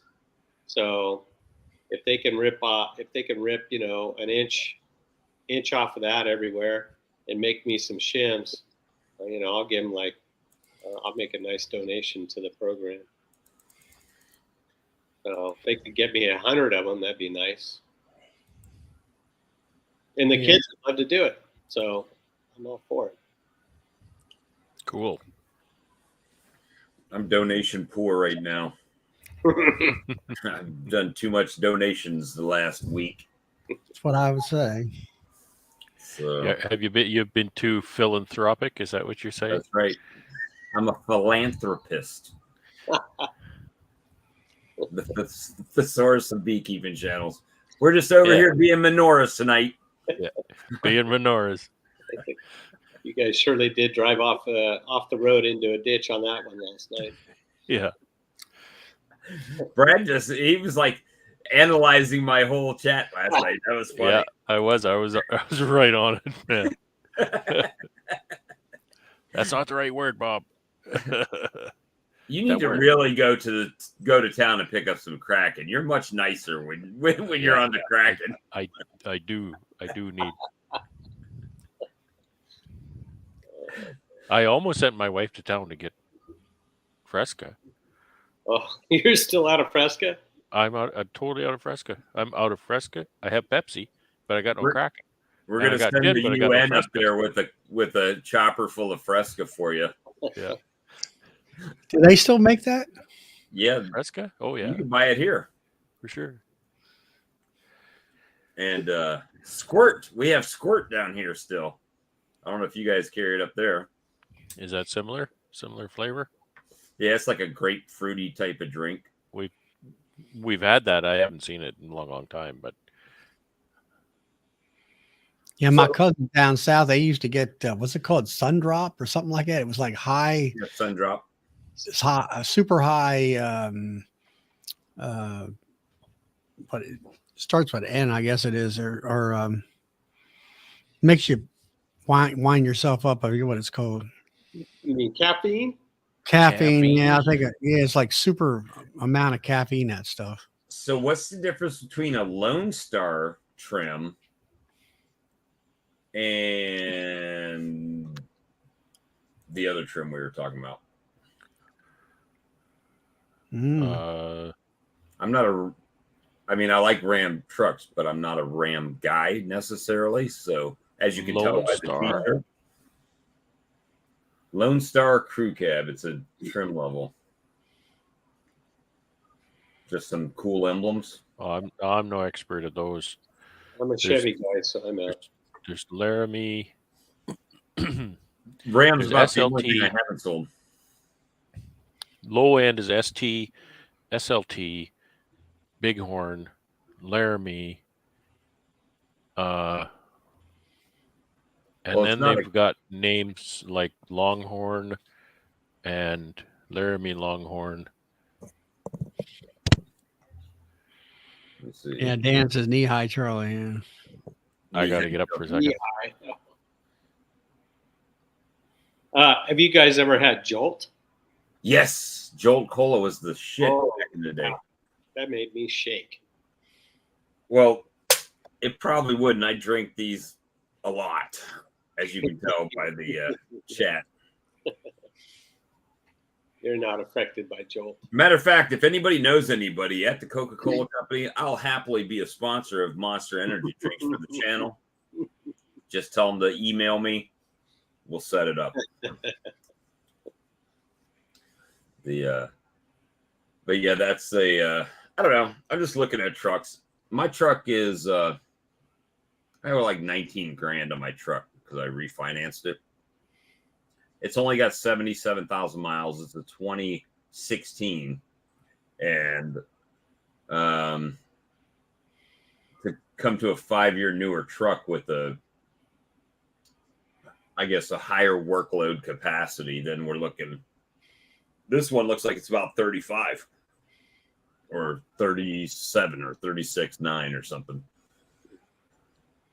So but it's an 8-cylinder, 4-wheel drive, 3/4 ton. It's got an 8-cylinder as compared to the turbocharged 6-cylinder that I've got. So I don't know. We'll see. My wife will be like, "You're gonna get our payments up high again."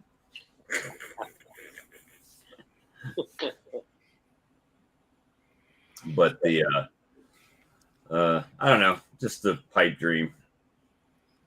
But you know, when you look at these online, sometimes you go to the lot and mysteriously those trucks are not available or They're gone. they're gone. But we've got the $75,000 truck for you. No, I'm good. Bait and switch. That's I just can't believe how much these trucks go down in value over a 2-year period. It's insane. My Chevy's got 176 on it. It's a 08. Half-ton 4x4 crew cab. It needs new tires. I saw Brian say something about you got new tires. I got to get some tires on mine.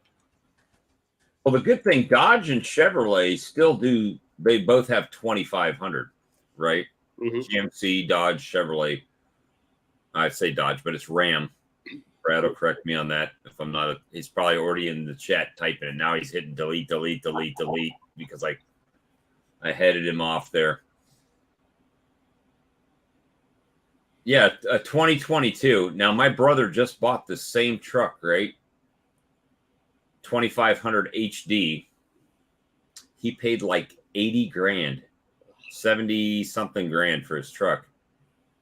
They have a 2022, which is 2 years old, for 50 grand. So that's $28,000 in depreciation over a 2-year period. Oh, jeez. That's no bueno. Mm-hmm. No bueno at all. It's a good looking truck though. This truck, yeah, that would have me. They would have me buying this truck. It wouldn't be a hard sell at all. Well, it's got 4 tires. Yep, give me the keys. A 72 Datsun 240Z. That's an oldie. My sister used to have one. It was yellow. I think hers was like a 78 though. I always wanted one of those, but I never got one. Charlie, what year is your truck? It's 2 years old, so it'd be this identical truck. 21. it's an F-250 XLT. Oh, you got it at Ford. Okay. Yeah. This I truck. had the other one. It was for 18 years old. I should have got rid of it about 3 years sooner. All prices are after discounts, rebates, trade assistance. It does not include tax, title, license, and closing fee.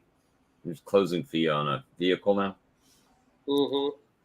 Closing fee for what? For a handshake. Oh, now they have what they call dealer incentive. If you look at a tag on a new vehicle, it'll have dealer incentive. and it'll take that $50,000 truck and make it like $65,000 over. Ridiculous. Yeah, Larry says 77,000. That's not even broke in good. That's true, but it's a 150 though. So, and I mean, trust me, my truck does well, except for the loud tires. Go ahead, everybody, be girly about it. The tires are loud. I get it, but What kind of tires you got? I got a Patagonia. They're 20-inch 45s. 45. They're aggressive, pretty aggressive, right? So, but then they wore a little bit off, so it makes them even worse on the front. So Wait till they start cupping. So now, when they start cupping, you're going to have all kinds of noise. oh, that's what started to happen on the front. The back, you don't hear it. It's just in the up front. And but yeah, that's a good looking truck too. You guys are gonna have me down tomorrow buying this truck. No, Bob, buy more. What's it look like? Well, for some reason, I'm a glutton for punishment on colors. Hold on, I'll show it to you. If I can get back to the photo. There we go.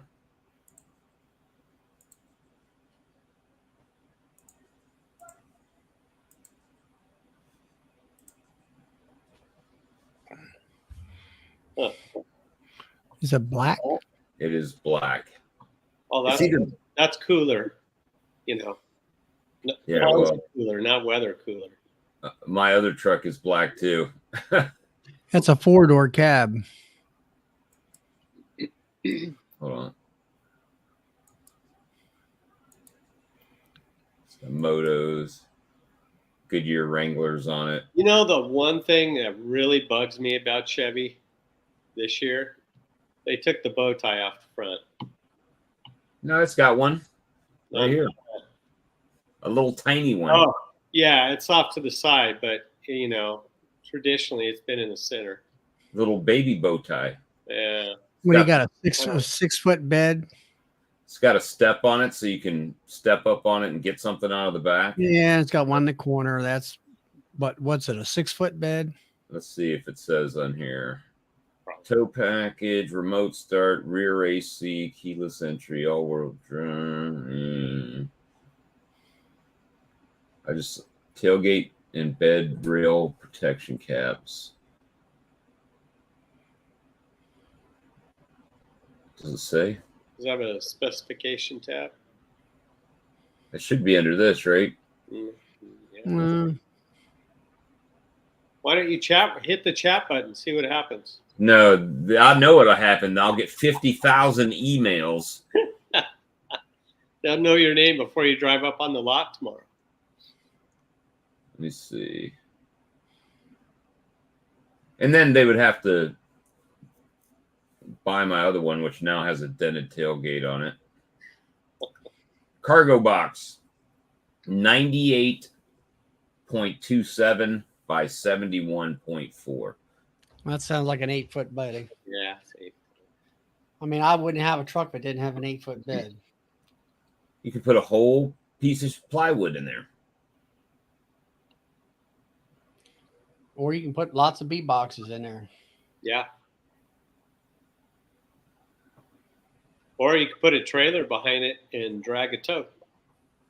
That's what I'd say. Get yourself a heavy-duty class hitch. I guess it's come with a hitch already. They Most got of a them video. do. Is it a commercial? Ooh, a video on it. See, I don't like that Chevy spelled out on the grill. I don't like the grill. Never did. And then you got running boards. That's good. I got to have them. 4-door. And you got the freaking tow package mirrors. What is it?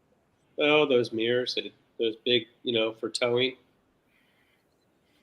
That's what they look like now instead of the older, smaller ones. This probably looks like the interior on your truck a little bit, Charlie. Yeah. Oh, You nice. got, is that a door and a half or that's a,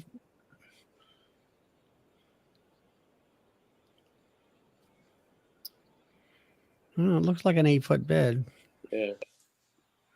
Mine's a super car. I guess you call it a cab and a half or cab and a quarter. This one is gas, 6.6 liter. I wouldn't buy a diesel. I've been there, done that 20 years ago. 29. Well, now you got to have DEF too, right? The blue stuff. You don't want that. It's the biggest crock there is. Four-wheel drive. I had a Dodge with a Cummins diesel in there, automatic, great motor, and all that. And I got rid of that thing and got I got a Ford F-250 that I just traded in. It went gas. In that Dodge, I had a 410 rear in it because I'm pulling hay wagons and tonnage. And I was getting 10 miles a gallon. I got that gas. I'm getting, guess what? I'm getting 10 miles a gallon. And then this one I got now, it doesn't have a 410 rear. It's got a little bit higher rear in it. And I'm getting 10 miles a gallon. Maybe, well, close to 12. I'm trying to. But it's a work truck. It isn't a run around the town truck. Yeah. Yeah. I got a Toyota minivan for that.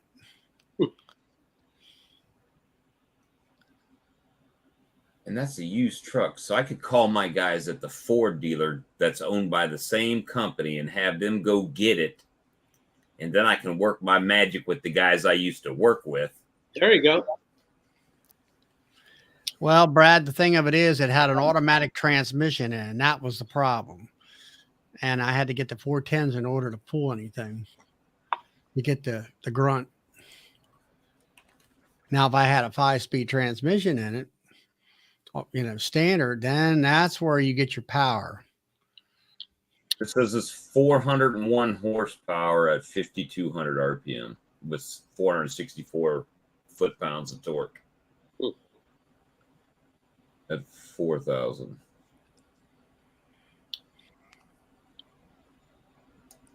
And that's a 22 pre-owned. Oh, man. But the worst part is I would have to clean out my regular truck. Oh, that's too much. I have to clean all that stuff out and trade it in.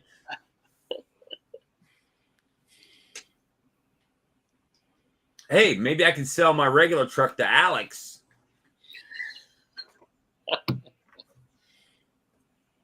Yeah.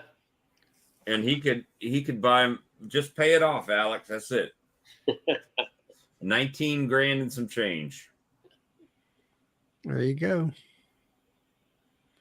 I watched his video. He had one hive that had a queen cells, and the other one seemed like he had some honey, some capped honey. He said he wasn't capped or whatever the last time he was on. It looked like to me he had some capped honey.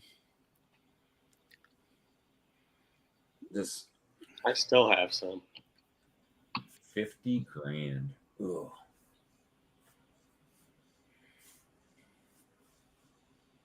50,000 is. Steve wants to know what's your Kelly Blue Book on yours. I have no idea. Well, I think last time it was, I don't know, like 21, 22 when I looked at it last time. Let's see. And it's going to ask me for the VIN number, right? You don't have to do a VIN number. VIN number would just pull up all the extras, less typing in stuff. You know what's so funny? It has, as soon as I get there, I haven't done anything. I just clicked the website. Recommended for you, 2022 F-150 Lightning. They're already on to you. Oh my gosh. You see what DC said? Alex wants the toy truck. No, above that. 2 above that. Bob's Beaconomics. I only have to sell 1.7 million pounds of honey to pay for it. Unless it's Canadian, then it's like 23 million. Let's see. Let's just do the make and model. Oh, license plate number.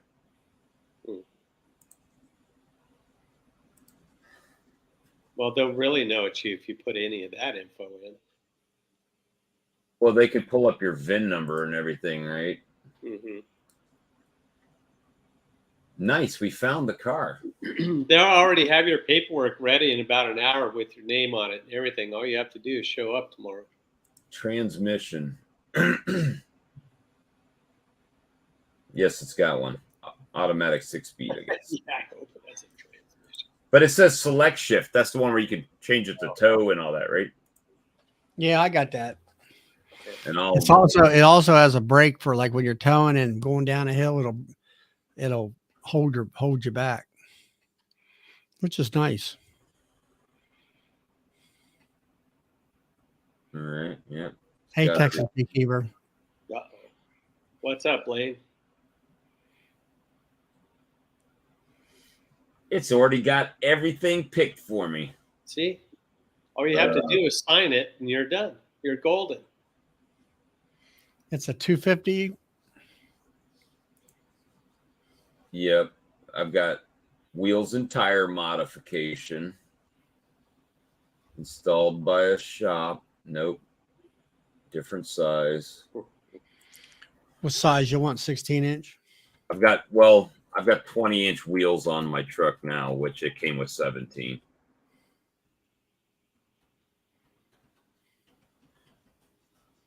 What else do we have? We've got a running board. What else do we have? Leveling kit.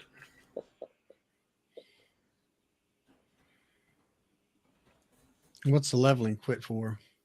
When you add bigger wheels and tires, the trucks slope forward, but you have to add bigger tires on the front, so you have to lift the front a little bit.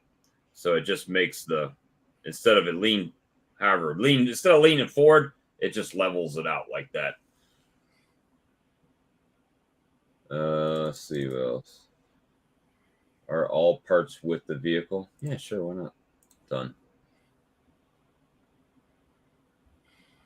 I'm worried about what this is going to say. So I have to say it's good, right? I can't say, well. 12,000. If I say good, I'm just thinking about the dent in the tailgate, right? Put good. Just put good. Good. That's a talking item that you could get around. Calculating. Mm-hmm. I'll just continue as me. I don't need.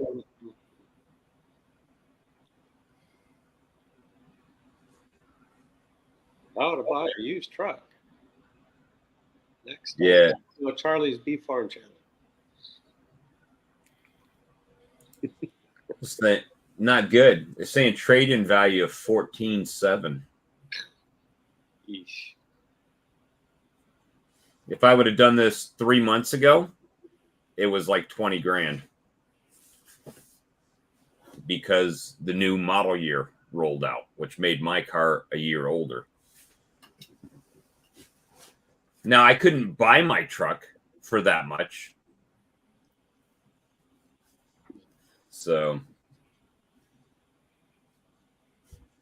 Well, you know how that whole deal goes, Oh, yeah, they got to mark it up so they can resell it. Yeah. And they figure we're going to have to clean it up and do everything.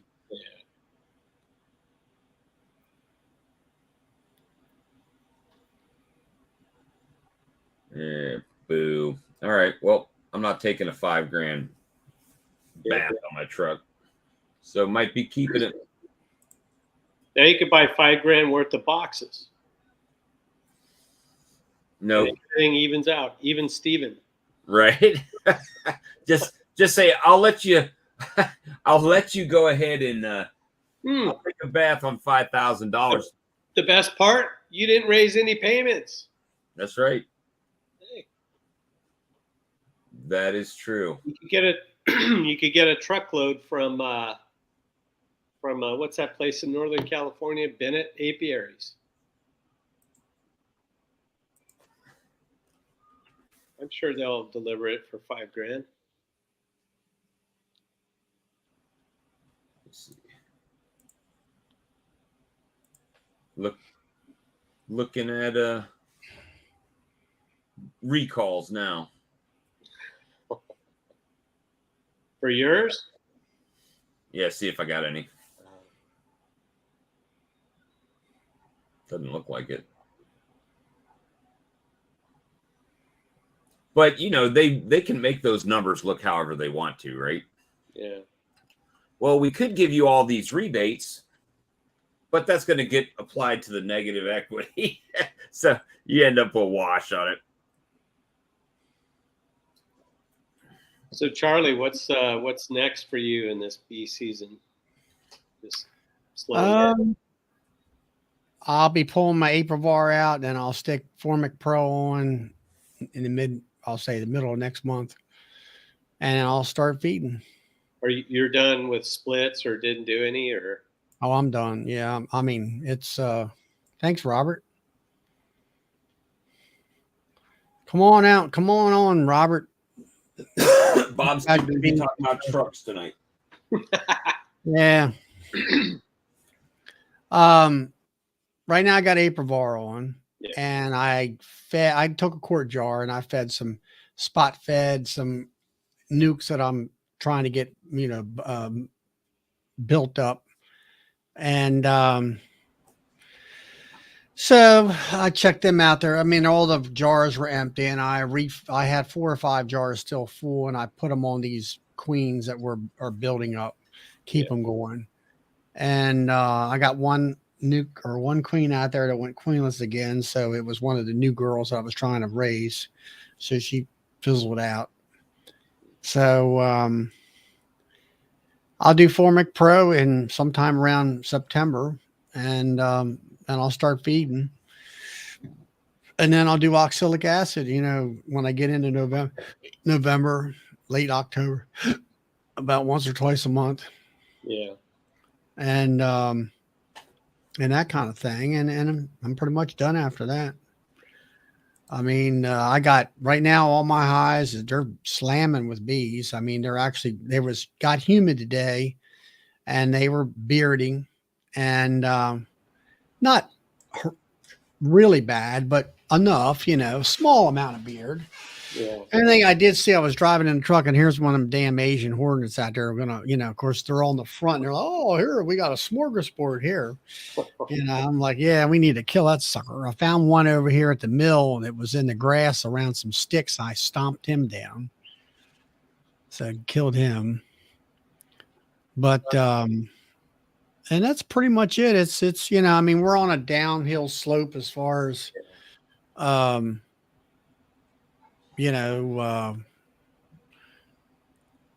far as, doing any bee work per se. From what I can gather, all my nukes are, maybe there might be one in there that's, maybe queenless or something. I don't know. I got one there that I'm feeding, and it looked like there wasn't any eggs, but also there wasn't any feed in there either. So I'm like, okay, let's give them a quart. So I've given them 2 or 3 quarts, and hopefully that'll get things going again. I need to get out. It was kind of the problem I have is my nukes are next to this building, and then the sun gets behind the building, and then I can't really see. And if I'm not out there early on in the evening at 4:30 or something, then I can't see the eggs. So I got to get out there tomorrow during the daylight when the daylight hours are running, and see what I got as far as any see if there's any, find the queen, one thing, or see if whether or not she's laying again, since I've gave her some food. And I checked some other ones today where I'd give them, I had basically, instead of me digging through them, everybody got a jar. Mm-hmm. And I dug through 2 or 3 that, by just sheer volume, I'm like, okay, now I'm pulling them up, and I got the brood and all, but I also have a nice big deep with a nice big rainbow of capped honey or nectar in there. So I said, okay, well, the weight alone, you can tell, they got plenty of food for the next 2 or 3 weeks before I start feeding in earnest. Mm-hmm. And then I'll start mixing up 40-gallon batches of sugar water in my mixing machine. And I'll put my tank in my truck and get it all up and running. Last year I upgraded that to where I used to have a battery, So I bought a plug to fit the plug that comes out of the rear of the truck for like your, brake lights or whatever. And all I got to do is turn my A 6-way marker. plug? Yeah, so it's not a round one. It's just a little teeny one. You stick it in. 4 flat, like a 4 flat. Yeah, and you just turn your marker lights on, Mm-hmm. and it'll supply the to the pump, and then I just pump my sugar water right off. Oh, nice. So I got it to where I just walk along, and I got about a 16-foot hose that came with that thing, and I put a quarter turn on it, and I got rid of the 5-gallon buckets, and all that crap, and it works great for me. Of course, I've got a forklift, and I'm able to raise up that 40 gallons worth of water and gravity flow it over into the tank, and all that. That's another thing. Here in the next week or so, I got to go up to Pennsylvania, about an hour away, and grab, I don't know, 1,500 pounds of sugar. Sugar just went up yesterday. Really? Yeah. Like Walmart went up $1.40, 25-pound bag. So now it's cheaper to buy 10-pound bags than it is, buy 2.5 10-pound bags. I know you can't do that, but that's cheaper than a 25-pound bag. I'm buying 50-pound bags on a skid. Go to the restaurant store and buy it, pick it up with a forklift, put it on the truck. Yeah. I'm done. It might not be cheaper, but the inconvenience of, one year I went around, we went on a Sunday, and we went into Pennsylvania, and we went up to Gettysburg and around, and I said, let's hit every Walmart on the way. And we did. And I picked up, I don't know how many, I picked up a couple 100 pounds of sugar. Yes, And several 100 pounds that day. It was a nuisance, Yeah, I'm surprised you didn't see the same car following you for miles. Well, I mean, the minivans going down the road like that. But anyway, last year I just drove up one evening, and that was another problem. I think I'll take off during the day because I'm used to going on the off hours to Pennsylvania. And when I was going up there, I'm hitting rush hour. I'm like, what is all this traffic about? And I'm going the back ways, in the country.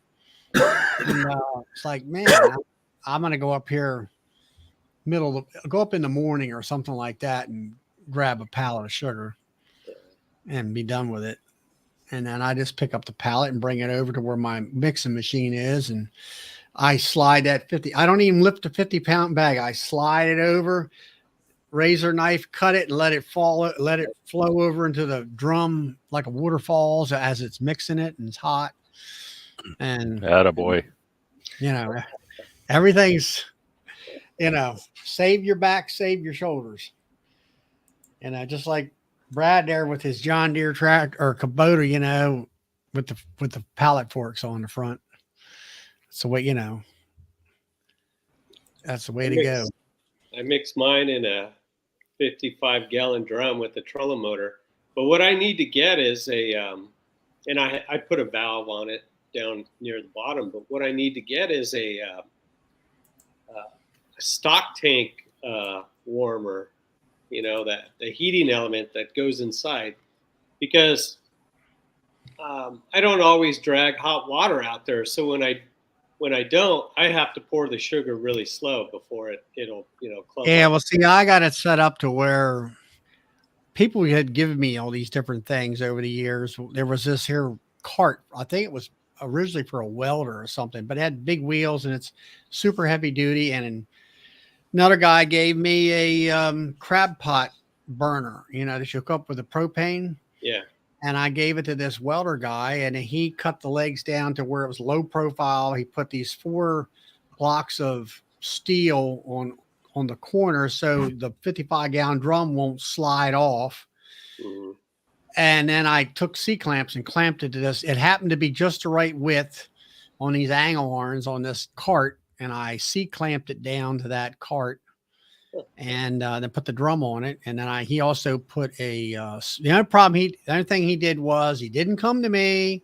He had to talk to my brother, and my brother doesn't, it's like Why are you talking to him? He doesn't know what I want.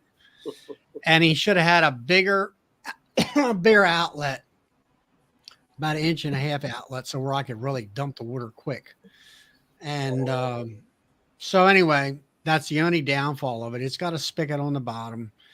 And then he made he took a skill drill motor and we attached it. And then I had some stainless steel and I turned it and 2 pillar blocks. And then on the end, he got a impeller out of a Hobart salad mixer or something like that. And it kind of sits there and it's like your impeller on your boat motor. Yeah. Only miniature, and it sits there and spins all that water around all the time, kind of gives it a bubbly type agitator, and it works fine. Once the main thing is go over there, light it, get that water good and hot, where it's starting to steam a little bit, and then I'm ready to throw the sugar water to her. Drop 250 pounds in, and I'm ready to go. Well, like I said, I don't know if I'm going to feed this year. I'll know in the next month. I won't feed anyway until October sometime, at least this year. I don't know. Like my 10 frames, I checked, I think 5 of them last week, and they had a lot of they had honey in there. They're packing it away since July. I think a lot of it's this here spotted lanternfly. They didn't have this many of those bugs around, but there was something flying around here that they packed away. So and it was like last year. Yeah, oh yeah, the super is full, but I don't think there was enough there to get them through the winter.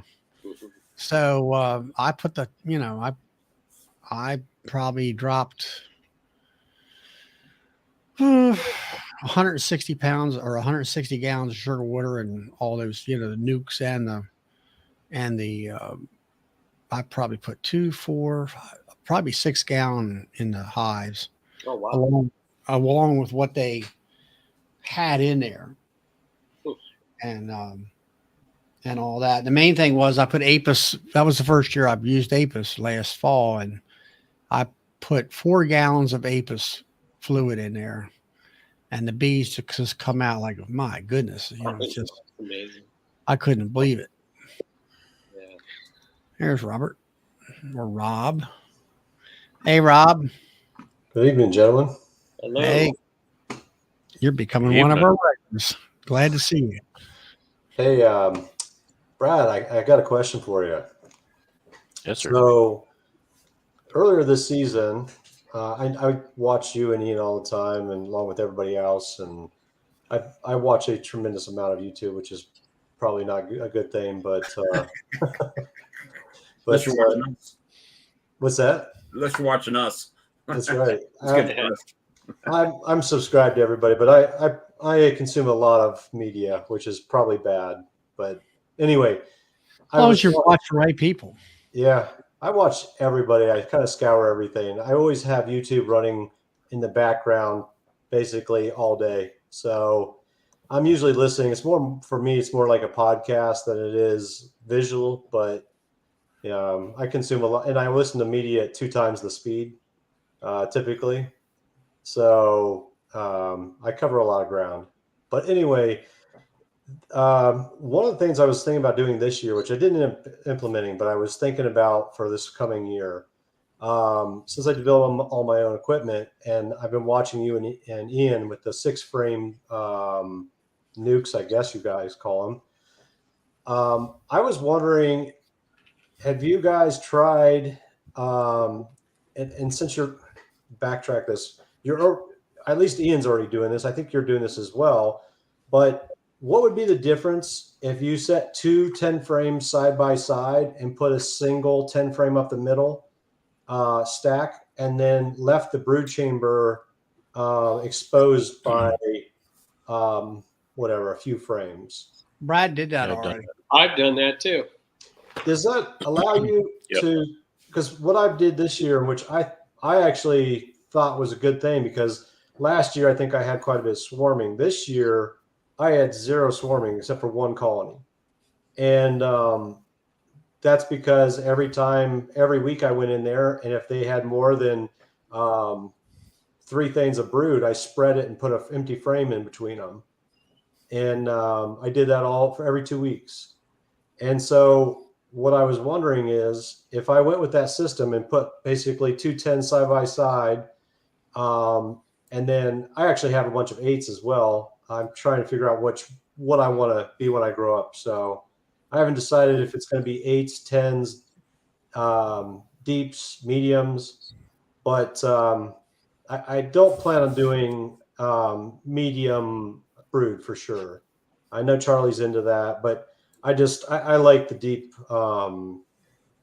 brood boxes. But anyway, I was just wondering if you were to take 2 10s side by side and put an 8 or 10 stacked up on top, could you get in there and spread the brood still while leaving a queen excluder and still collecting the same amount of honey? I mean, is that a reasonable?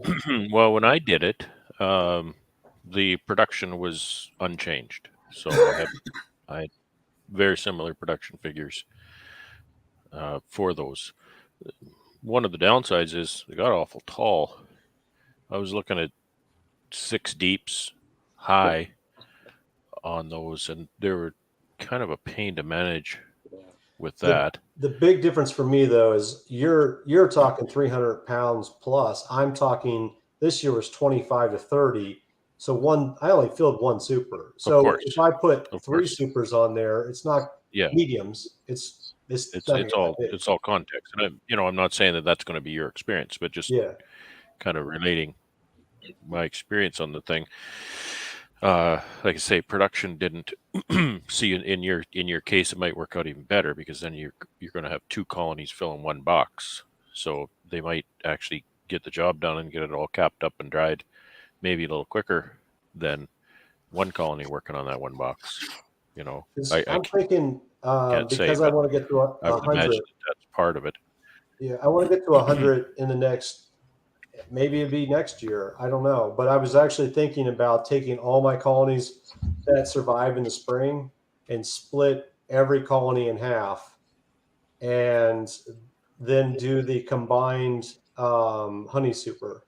This way, I'm growing 2 colonies. I can still get down into the brood to spread it, to expand, and I can still collect the honey. That's just my thought. I just thought I would ask the question since you guys are doing similar things. I do have a YouTube video showing that system, and Bob or Charlie's just stepped out. I just put a link in the private chat. I can add. I see it. So if you guys want to share that, it's just a quick kind of an overview. This was done in 2017. I don't use that system anymore, but part of the reason it was a little easier for me maybe was because I already had built those small half-size migratory covers that would go on the sides, and so I had that equipment. I didn't have to build anything new. Hey, Dwayne. And typically you want to use a metal queen excluder so it lays flat on the boxes, just like the 6 framers. You want to use a metal one. Yeah, so I'm only buying metal. I only have 24 right now, but when I get to higher numbers, I mean, switch to plastic, but yeah. I'm going to be going all. I just had enough of those plastics, but anyway. So those are just some of the things with that system. And the thing that really, if you watch that video, the reason I wanted to use that system is because when I started keeping bees, 2015 and 2017, I think was my last year doing this. So 3 years I was using drone frames for a mite control, a cultural control for mites. And yes, I said the M word, but I just found that even though so then I used that system where the supers are in the center, and therefore I can access 5 of the frames, and one of those frames on the side is my green drone frame. So I could swap that out, remove those little M creatures. And that worked perfectly. It worked perfectly, as perfectly as I can imagine. But I just found that there's a limited number of colonies you can manage using that system, and I outgrew that, and I couldn't keep up with the frames. So I no longer had that need. And also, what I really didn't like about that system was that if one of those 2 colonies needed to requeen, they wouldn't requeen because there was too much pheromone influence from the other side. So with a lot of queenless colonies or completely empty hives at the end of the honey flow using that system. So that was a that big makes downside perfect for me. sense. I never Like no even super considered procedures or that. anything. I had bought a couple Yeah. of them. It was a couple of hives that a guy made up in Pennsylvania. Same principle, 2 queen system with a center stack up the front. Constant queen issues I had with that. Yeah. Always, you'd have queens for a while, and all of a sudden, poof, one side was gone, or So- maybe both of them would go, and I was like, all right, I'm done. So do you have the same problem with the 6s? I don't seem to.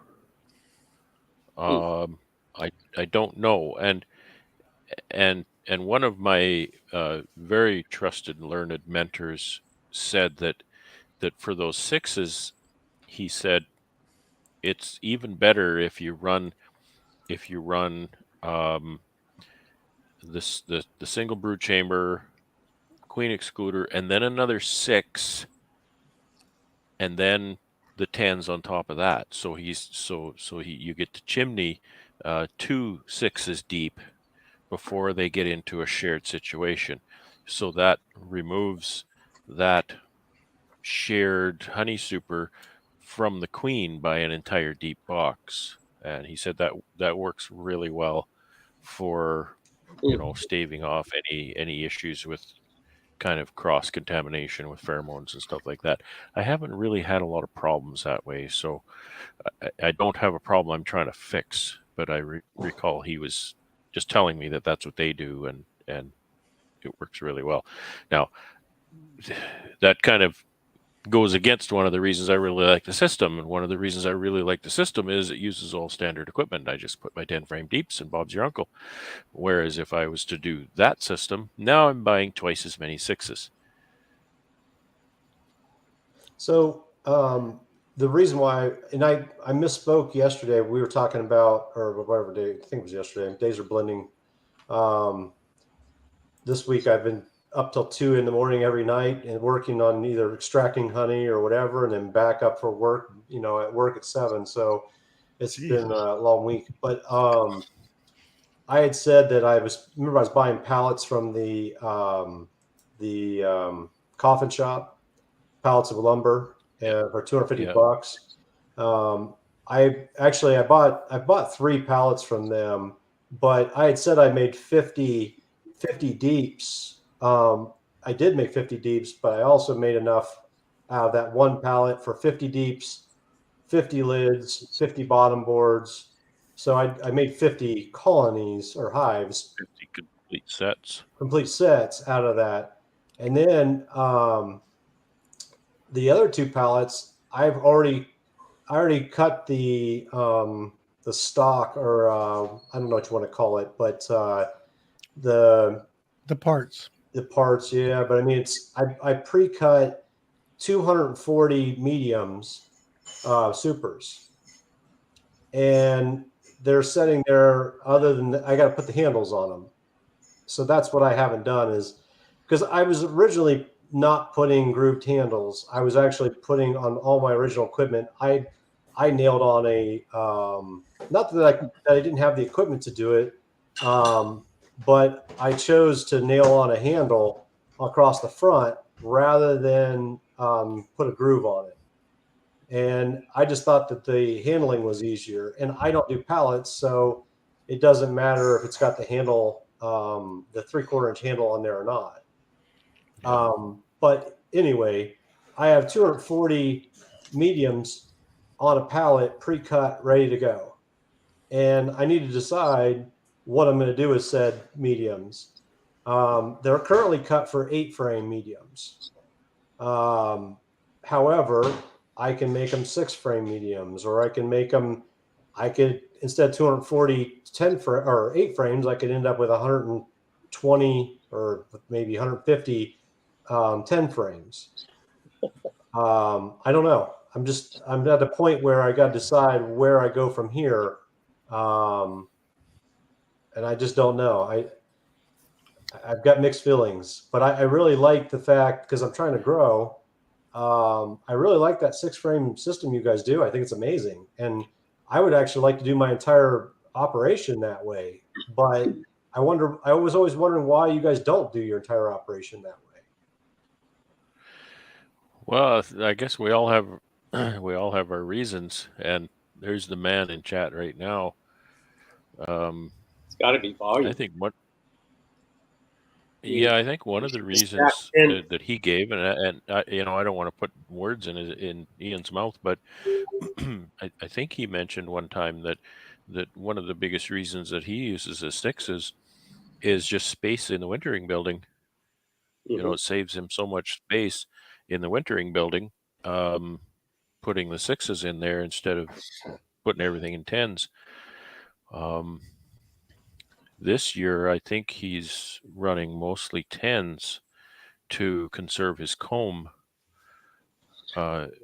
instead of 6s, because he wants to put bees on the comb to keep it from getting destroyed by the wax moth. And I really hate talking like this, because I don't want to tell you he's doing things that maybe I'm not quite right about. Yeah, that's where I'm at. And just like you said, I want to expand and put up another 50 to 54 colonies, hopefully next year. But like I said, at this point, I just need to figure out which way I want to go, because making my own equipment, I've got to put the order in quick with the builder to get this done for next year. The next question is, if you're going to move your stuff and whatever, are you going to start palletizing? I watched, like I said, I've seen every video that Brad and Ian and Bob and 16 other people have ever made. And I've seen quite a bit of yours, Charlie. I just, I don't know, man. I really don't know where I want to go with it as far as what size equipment. I know I don't want deep supers, because I don't want to handle that weight by myself, unloading that much full. Obviously Ian's in a completely different world than I am, but I can't. I don't want to have to lift and carry, 500 deep supers. Well, and that's I heard my dad say something like this many years ago, and it holds true for my 2-way pallets. The downside of a 2-way pallet is that I can't lift it, and the upside of a 2-way pallet is I can't lift it. Right? You see what I'm saying? I knew where that was going. So it's like it just turns my operation into something that I got to figure it out a little different way, right? Because and if it was a single, if it was just on a single bottom board, I'm kind of an idiot, and I'd look at that too often and think, well, I'm just going to lift that and move it over here. Whereas as it stands, it's let's go get the tractor, because there's no way I'm going to lift that. And, every once in a while I'll take a pallet with a colony on it, and I'll turn it around, or I'll drag it somewhere by hand or something, but not far, because especially if they've got honey on them, they're impossible to move. But that's key, is make it so I can't lift it. I have to have a machine to do it. Yeah, I Well, don't mind the mediums, and since we're only filling at best 2 mediums in a season anyway per colony, I don't really need any lifting device for that. I mean, I always put 2 or 3 supers on just to give them space so they don't feel like they're swarming, and I under super, which I'm not sure I'm going to continue that path, but up to this point, I've always under supered. And that's a lot of work when you're doing it manually. But I've done it because Try doing it with a stack of deeps, man. I did that one summer, and I'll never do that again. yeah. And that's where you're coming into what I've been on the fence with, like with Brad, is the hive lifting machine, where you're Well, pulling them supers off with that machine and managing yeah. it that way. but you've got And if you're you know what? Go the ahead, thing Bob. the thing that I like about, and you guys have converted me this year, it is I've been running mediums like you are, Robert, and the thing is now I have to have 2 different sizes of boxes, Yeah. 2 different sizes of equipment. If she comes up and lays into a medium, now I've got to put an excluder and shake all my bees down. Where if it's deep, I can pull a frame out, put a frame down, and there's not that issue. And 2 mediums is going to weigh about the same as a deep is full. So you're just ending up with more different sizes of equipment, more different sizes of frames. And Well, the Every first 3 time I years, lift a medium, I'm thinking I'm going to change to mediums, and then I remember that exact thing that you just said, Bob. Yeah. yeah, for the Okay, first 3 years, I'm all I ran was cutting off my left arm if I go medium supers. Life is going to be a whole lot harder. the nice thing about exactly what you just said, Bob, is this year because this year and last year, but the previous 3 years prior to that, I only ran deeps, and the benefit of that was it was really easy to expand because in the spring I could take my supers and they became brood boxes, and they already had drawn comb, and I was good to go. It was my buildup was so much faster. then Now, you can use that same comb in your 5-frame nukes or Yeah. in your mating nukes, or it just makes it more seamless. And this past year, I had a big problem with coming out of spring with a deep and a medium, that the queen was up in the medium and laying away. And it didn't seem how many times I shook her down. If I put a plastic queen excluder, but I would come back 2 weeks later expecting all that brood to be out of there, and she wiggled her way through the plastic excluder and she was back up in there laying again. so on that note, and I've never done this. I don't know anybody that does do it, but question for experience. What about taking the medium and throwing it and under supering it, if you will, for wintertime, so they rise up into the deep and the medium gets left behind, and then in the spring before they start working their way back down, you pull the medium and Well, as long as you have the feed in the deep box on the bottom that you now can rotate on top so they can work up into the stores. well, if I switch it now, they would fill it before winter. But Well, I and gotta you're switch it now. maybe in your spot down here, it's like they're lucky if they have anything. Very little stores in the colonies right now. So, that's going to be geographic. So if you could do that, that might be a way to do it. Or you could just do like Charlie and go all mediums or all deep, Well, I told you I bought around 82, I think it was, medium supers with comb in them this year. Mm-hmm. And all those are in storage now for the most part.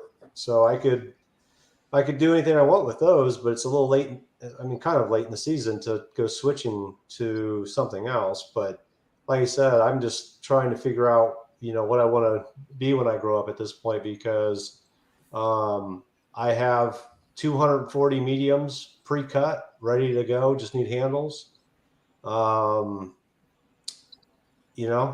just don't know where I want to go with it.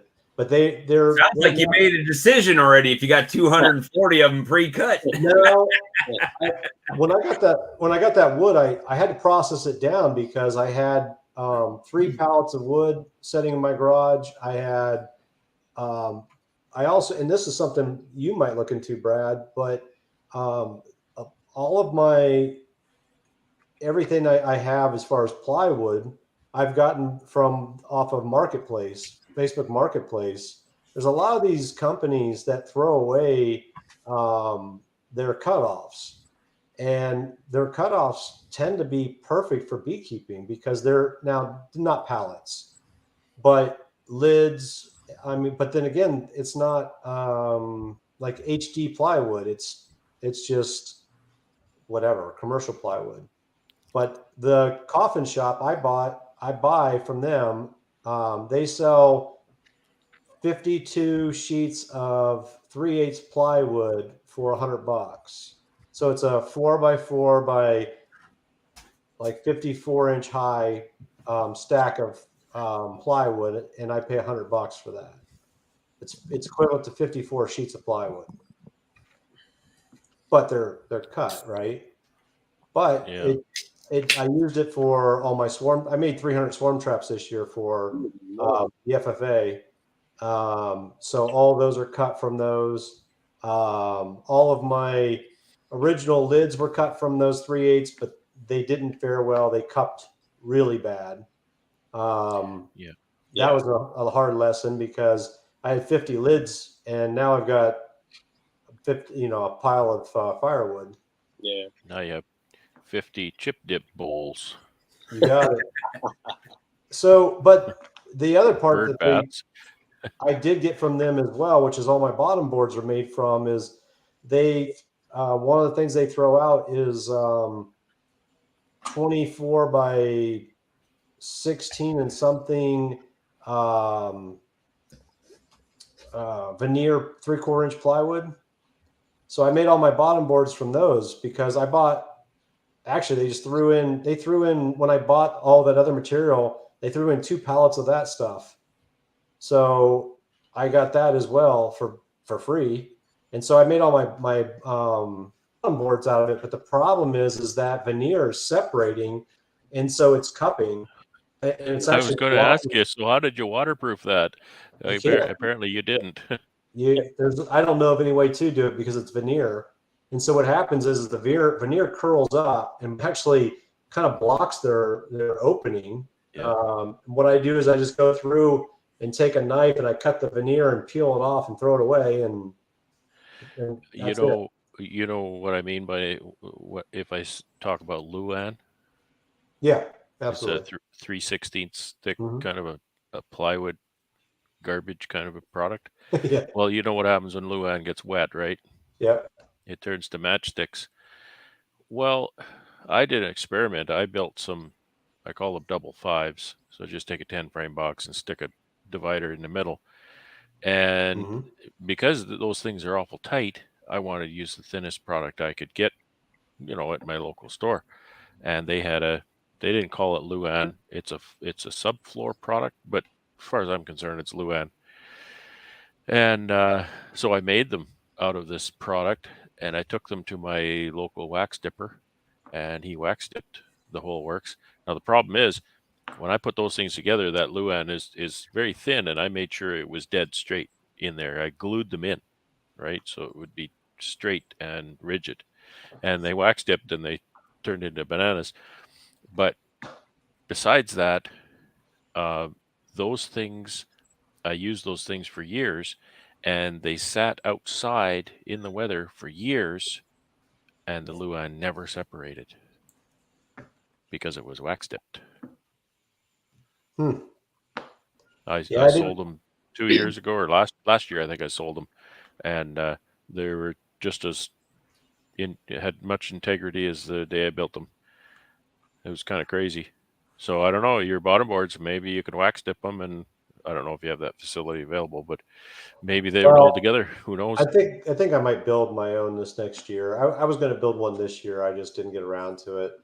But I was I actually honestly planning on wouldn't going build that way. anything out of non-waterproof bond plywood. Because that's exactly what happens. It comes apart. The reason why I didn't do the wax dipping yet was because remember I told you the coffin shop, all of my boards, what they do is they take um, three 1 by, let's call it, 4s or 6s, and then they glue them together, and then they chop the 3.5 feet off each end, so they have a 7 foot Yep. blank for their Yeah. coffins. Yeah. So all of my boxes, I tried to cut when I like a medium. When I cut a medium, I try to make sure that it only has one glue seam in it. But every box, every piece I have has a glue seam.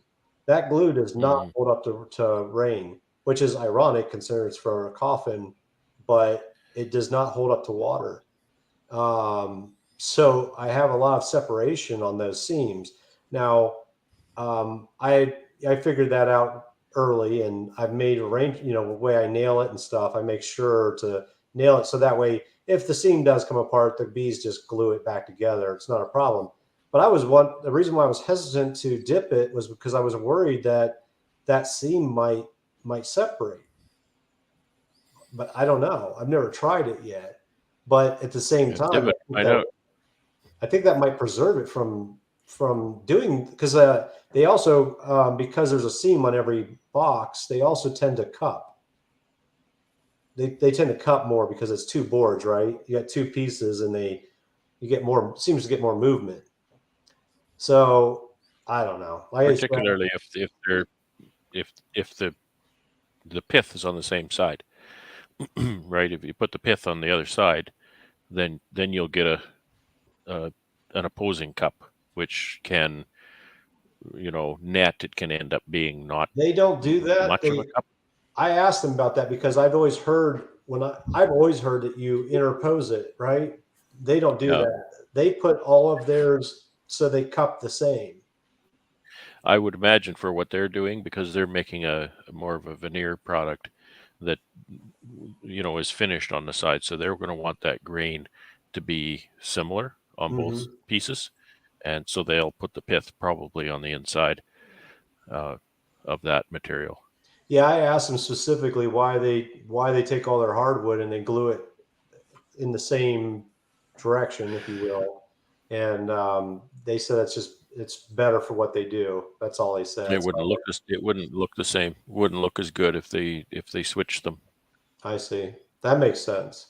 But it doesn't, when it comes to outdoors, like I said, their glue does not hold up. I don't know Yeah. why, but their glue separates in the rain. Um, my boxes are all hardwood, so I stained some, but most of it's bare.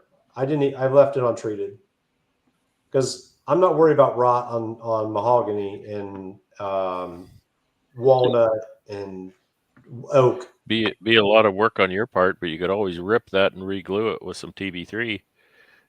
Well, But that's what you had too. Walnut and oak. that's why I was asking earlier, because those mediums I have pre-cut, I can take the second box, if you will, rip it in half essentially, and I can make 2 deeps. So every 3 boxes would be 2 deeps, but I would have to glue that strip onto each one. It's not much, right? It's less than 3 inches. So what is that, 2 7/8 or something? I don't remember the difference, but I could even, if I ripped, I could potentially even put a screw up into it and screw it together. I don't know, but Pocket holes. yeah, I mean, absolutely. for clamping, Yeah, I have a right? You don't jig. need to leave the screws in it. You don't need to leave the screws in it. Just put about four pocket holes along the length of that thing and I don't mind use that for leaving clamping. the screws in it because to me, it take more time to take them back out, and it's not worth my time. Well, yeah, I'm just saying that it's, pocket hole screws. Like if you're buying proper pocket hole screws, they're not really that cheap. And after you put, Type Bond 3 or something in there, that screw isn't doing anything after it's cured. So it would be your option to remove that. I'm just thinking about clamping. It's kind of like when I stitch my plywood together, I'll put a big number 10 screw in it and then take them out because I can't clamp the center of a 20-inch Yeah, I seen piece. your That's video kind on that. and I don't have enough clamps. I would need hundreds of clamps. So it's just a screw is used for a clamp. I do have so this year or at the pretty much in July or something. I finally ordered my first. Up to this point, I've built 100% of everything. I finally placed an order for 1,000 frames with Man Lake for 1,000 deeps. Say it isn't so. Well, then you're going deeps. Well, those were for my broods, but Okay. but I could go 100% deep across the board because the mediums that I have right now, we talked about the other night, is I'm going to sell them anyway because they don't work with my extraction equipment. So Did they give you a deal on your 1,000 frames? they did, yeah. Well, I bought 1,000 frames for myself, and then I bought 1,700 frames for the FFA. So I bought 2,700 frames. So they gave me a 10%. Technically, it was 9% discount. Now, I'm glad you got a 9% discount. However, call these companies up and buy them by the pallet, like through Premier. You're going to get a huge chunk of discount on it. I checked with every company. I actually have a spreadsheet from every manufacturer where I contacted them to get the best pricing when I was doing it with the FFA because, I was trying to get somebody to help me out as far as the vendor to help me out with a discount. None of them would provide a discount. The only one that offered me a discount was Man Lake. And the biggest difference was Man Lake was free shipping. Man Lake was not the cheapest, but they were the cheapest with shipping overall with shipping. I have a spreadsheet. Like I said, I called every manufacturer. I checked for plastic. I checked for wooden. I checked for I've got like 6 different variables in the spreadsheet. And every company I checked with those 6 different things to find out what was available and what they would do for me. And Acorn is by far the cheapest of everybody. And if you're in California, maybe that's perfect. They're almost half the cost. Well, back in June, in June, they were half the price of everybody else, but their shipping was twice as much as everybody else. It was going to cost considerably more by the time I shipped them here than what Man Lake was. But I actually liked the Acorn product, but it wasn't worth it with the shipping. The shipping was outrageous. The shipping was like $1,200 or something. It was insane. I can't remember what it was, but it was really expensive. And then, like I said, Man Lake was free, so I went with Man Lake. And I think Man Lake sells Premier Foundations too. Right, so.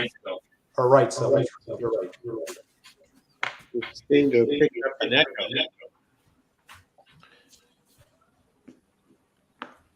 I noticed that it just started. Yeah.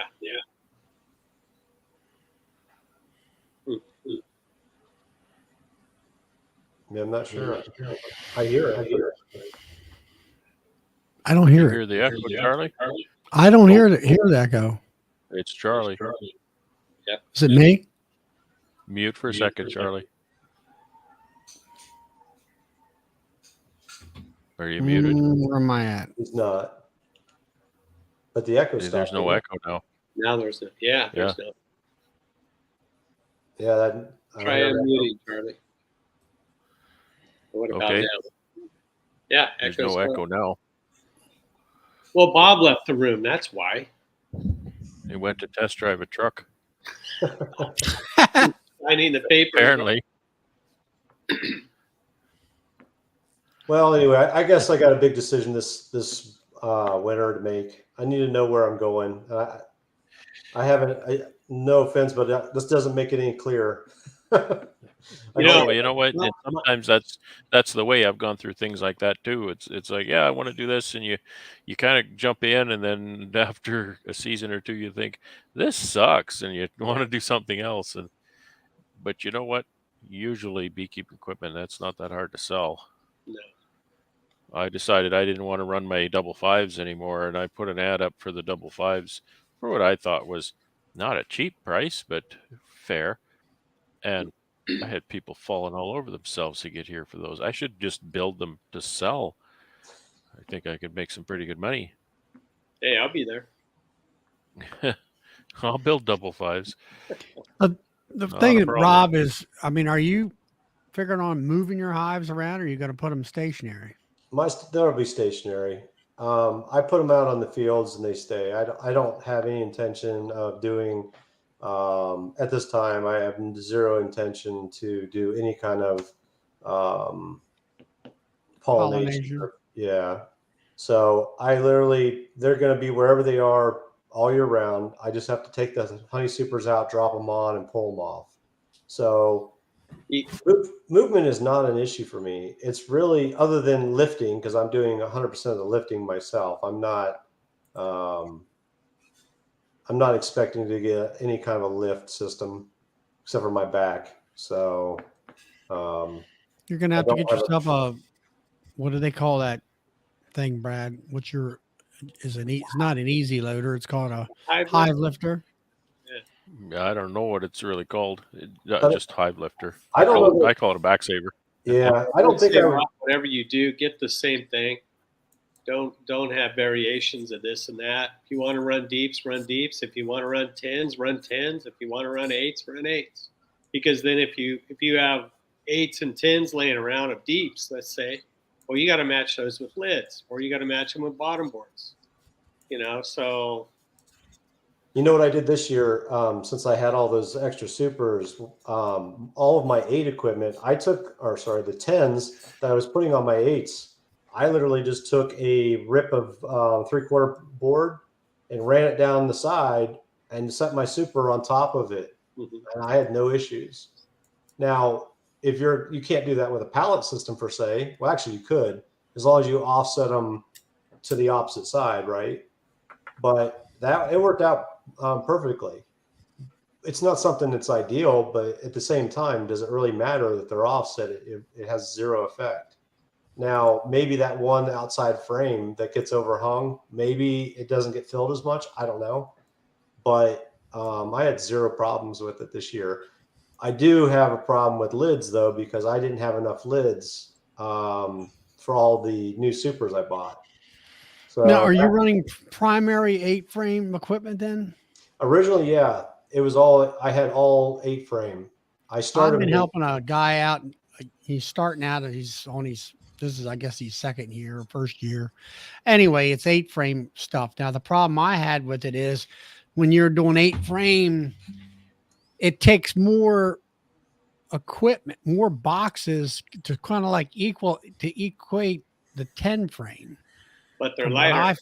But they're lighter. They're lighter, but it's like, okay, you need like 2 deeps at least, maybe a medium on top of that in order to give you that room for that hive, it seems like to me. The reason why I went with 8-frame originally was because I knew that I had plans when I started this. Remember, this is plan B.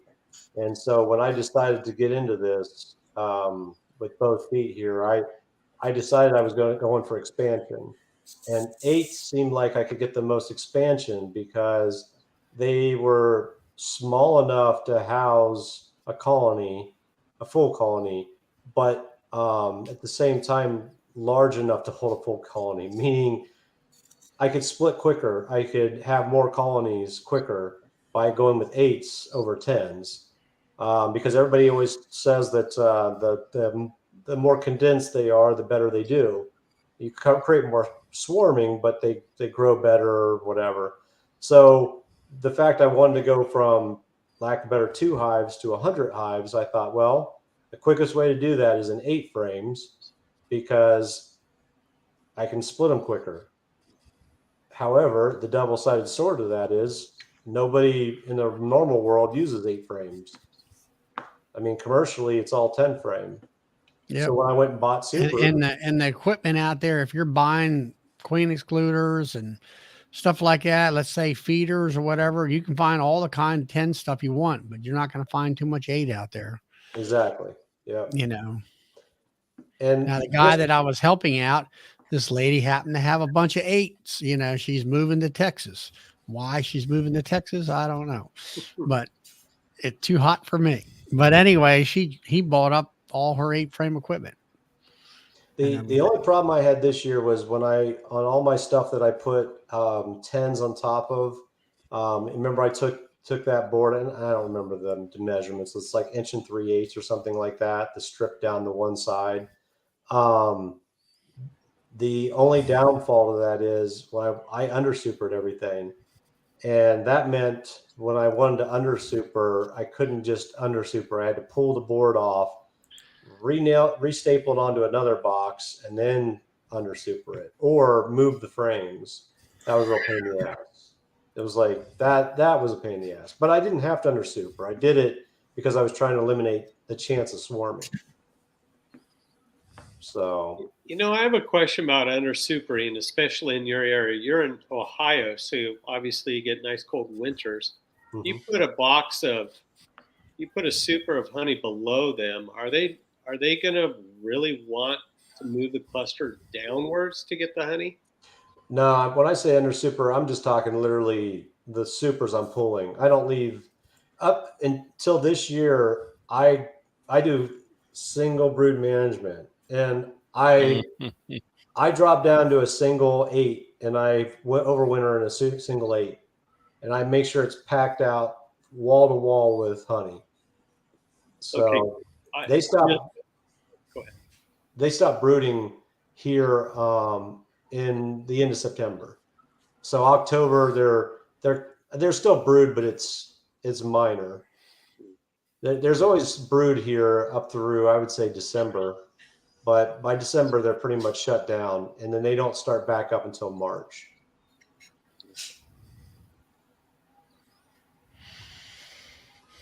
But I don't have that problem here in California.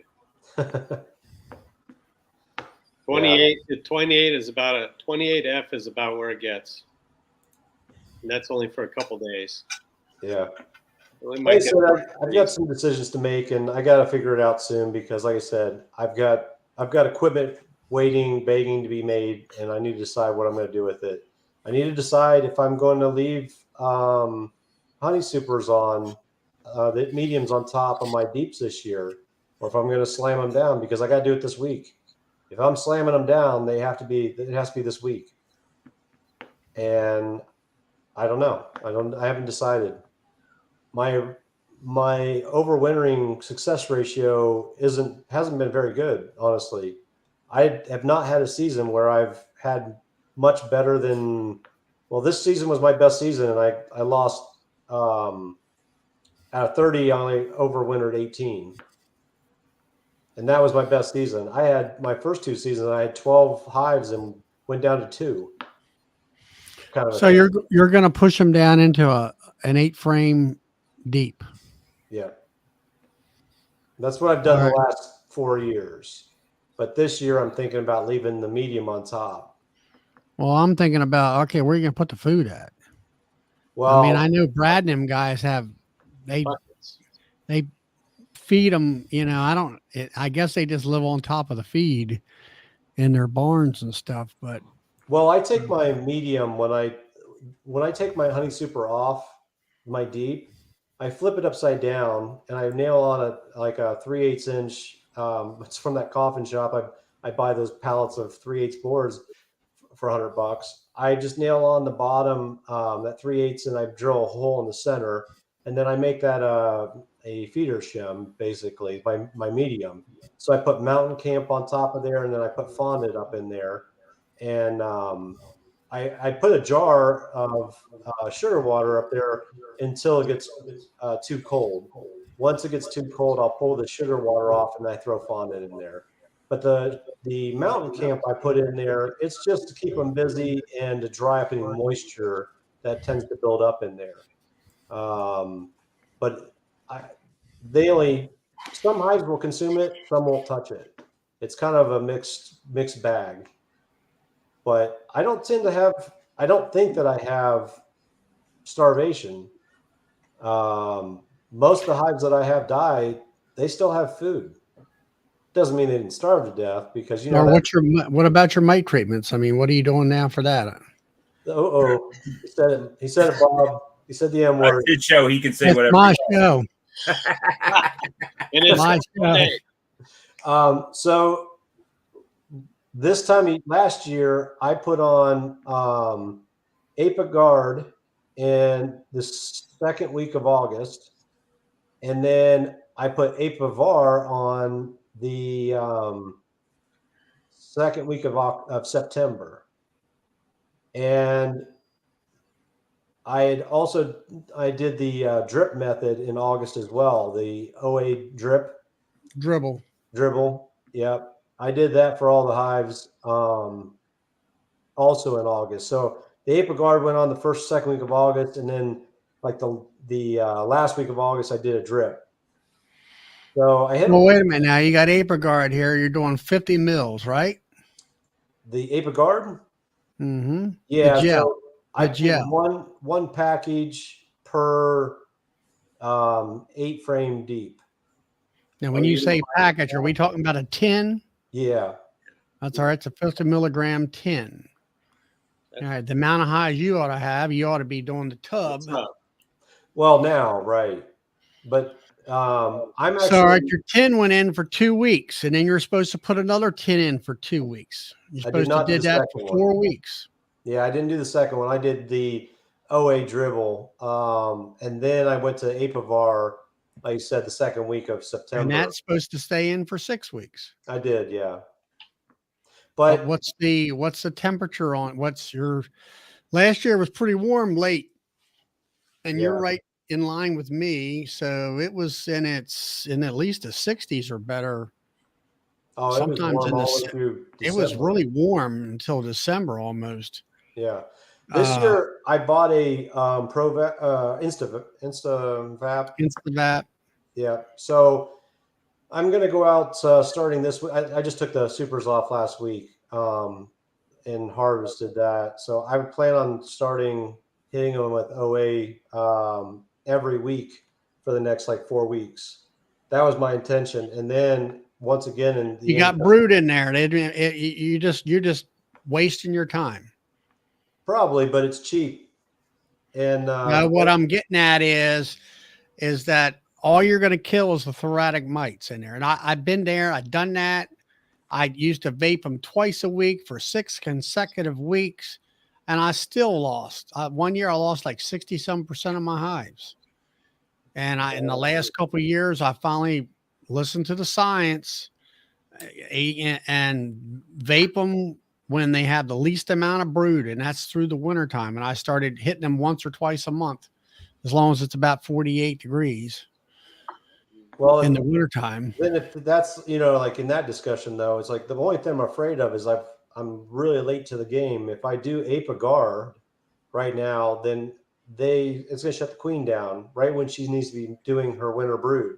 Yeah, it's if too I late do for that. Apivar, then it's probably okay. But I can't talk tonight. I'm getting really tired this week. These 2 o'clock nights are killing me. Yeah, I would say. If I use that, then the percentage of kill is very low. With Apivar? Apivar. Have you Well, it depends on what your mite load is. Apivar is a slow. It's not used to hit them hard for like a knockdown treatment. So I mean, for me, I did Apivar last year and this year at the end of July. Honey supers are off. That Apivar is coming off September. Then I'm going to hit them with Formic Pro for 2 weeks in September sometime, as long as the heat temperature is right. And then I'm going to hit them with oxalic acid through the wintertime. Now, I would like to use the Aprigard, but it was 90 degrees and high humidity. And if you listen to Bob Binney's last video last Sunday, he goes in great detail on that, what he does. And I don't know. It's that's where you get in and get rid of them tins and get yourself the bucket. And he's if it was, like right now, it's fine. It's 85 degrees. It went up to 88 degrees today. You could probably get away with 25 grams You per could get hive for 4 consecutive weeks. But what about shutting down the queen this late in the game? That's what I'm worried Yeah, about. we're too late now. Yeah, you're right. It's like he says in his thing, he wants the goldenrods coming in, and they're going to start ramping up on brood and whatever. And that was my concern is killing the queen back in July, August. We're getting, it's too late. You can't find queens per se. I know where And- there's 26 queens. They're Mhm. dehydrated. They're dehydrated. Yeah. Just add water and they'll be good as new. Yeah. I'm selling them for half price. Free shipping. Free shipping and everything. Now, Brian wants to know why April Guard is more popular than April Life VAR. Now, April Life VAR has the same ingredient, which is thymol, but it's in wafer form. And Yeah. Brian, if you live in the state of California, you can't get it here. Is that right? Believe it or not. April Life It VAR. causes cancer in California. Yeah. All these things that only cause cancer in California. Yeah. Breathing, drinking water, April Life Bar. Yeah, all that stuff. Now, I want to give my 2 cents in on this because I've been doing it, and it seems to work. My bees are on an organic farm, so I cannot use a lot of stuff. So I have to use what I can use, and I do an outlaw method. Have you ever been on the Scientific Beekeeper website? Absolutely. Okay, he talks about it there. Another nice thing that you mentioned was the percentages. Plug in what you're using and into the calculator that he has on there. I have. And you can mess with those numbers different times of the year. You can see where you're at. Yeah. Or where you might be. Yeah, I had a game plan at the beginning of the year, and it's out the window now. But yeah, I had it all planned out when I was going to do this and that, and then life happens, and then here we are, 3 weeks. And the funny thing is, with beekeeping, is like you have these huge windows for things, and then you have August, and it's just like, it's amazing how something, the rest of the year you have 3 months to get this or that done. And then suddenly you have 2 days to get everything else, in August. Your August, I have an advantage here because your August is my late October, mid-October, weather-wise. So I'm in 3 weeks, September 16th. I'm going to start my Apigard round. But what I'm going to do is 4 treatments of 25 grams or milligrams or milliliters, whatever it is. Grams. It's grams. And do that every 7 days. But what's on right now, it has been since June. Oh hell, I can't remember. It's in my calculator on my phone. Middle of June, I've been doing, or late June, I've been doing OA extended release on those Sponges. maximizer pads. Yeah. And I actually bought some of the ingredients for that earlier in the year. I was going to do that. And then I had heard a study come out saying that, and this was from not Randy Oliver, but it was maybe it was Bob Benny. I don't remember. But somebody came out, was talking about the study that came out. They said that they weren't seeing the success ratio that he was originally seeing. No. Not to say it's not working, but yeah. So that's why I held off on that. Might be regional. Who knows? I mean, in my area, what I'm stuck with and what restrictions I have, it works for me, and it works good. I just did mite washes recently. I had a couple outliers. I had like 8 or 9 mites, but I had 1s and 2s and 3s, and it's worked. It worked last year. Then I hit it with the Apigard, and then in the fall or in the middle of winter, sometime around Christmas when it gets cold enough here, I'll hit them with the vapor. What about Apivar in combination with the OA? Is that a thing? never tried it, so I don't know. Because if they're talking about the percentage kill with Apivar being lower, what if you add some OA to the mix? Because like I said, I did buy the Instavape to go out and hit them, and since I missed my window for the ApiGuard, They're both going to do the same thing, though. They're both going to do phoretic. I do recall Bob Binney talking to Jennifer Berry about that, and they said that it's absolutely awesome to do OAV after Apivar. Okay, so they both get phoretic mites. So one is not as good as the other. Well, Apivar doesn't get phoretic mites only because it's just 6 week. It's a 6-week treatment. True. That's 2 brood cycles. Yeah. So that's the magic there.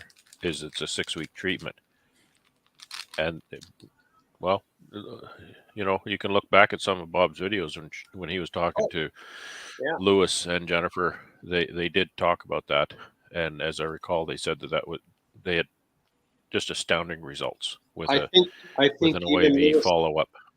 I think Lewis stated in that video that he had another study going on, but he hasn't released that data yet. Now, Todd, when you do your ApiGuard, what's the temperature range you're doing at, and what kind of a humidity situation? So, well, humidity there is none. Okay. So I don't have to worry about humidity, but temperature I do. So I will put 25 grams on a hive when it's 90, 91. I will push the upper limit there, in my opinion, upper limit. But that time of year, that's when that's about where it's peaked, and it's going down in the 80s, mid 80s, low 80s. It tends to fall kind of fast here. It doesn't linger on. The hundreds linger on, but the 90s it goes quick. So I wait until then, and it's right around September, middle of September, and it's in its 80s. What's that? And they're in the 80s at that time. Well, see, if it was in the 80s here, I would like, okay, yeah, I'm going to use ApiGuard. But when it's in 90s and in high humidity, it's like, oh, man, this is not going to work. And see, the advantage I have of you guys in the Midwest and East Coast is I still have a couple of cycles left before she really slows down. I have 1.5, maybe 2 cycles, depending on what the temperature is in early September. Right. See, I'm close to the end, relatively close to the end. And then like Brian there's talking about, he cooked a hive last year with a ApiGuard, and then he flashed it, or he did some ApiGuard 2 weeks later. So it's 11 o'clock. I'm going to go ahead and shut the broadcast down. Thanks everybody for stopping in on the chat. Everybody here can stay if we'd like. Continue on. So, a good night, everyone. See ya.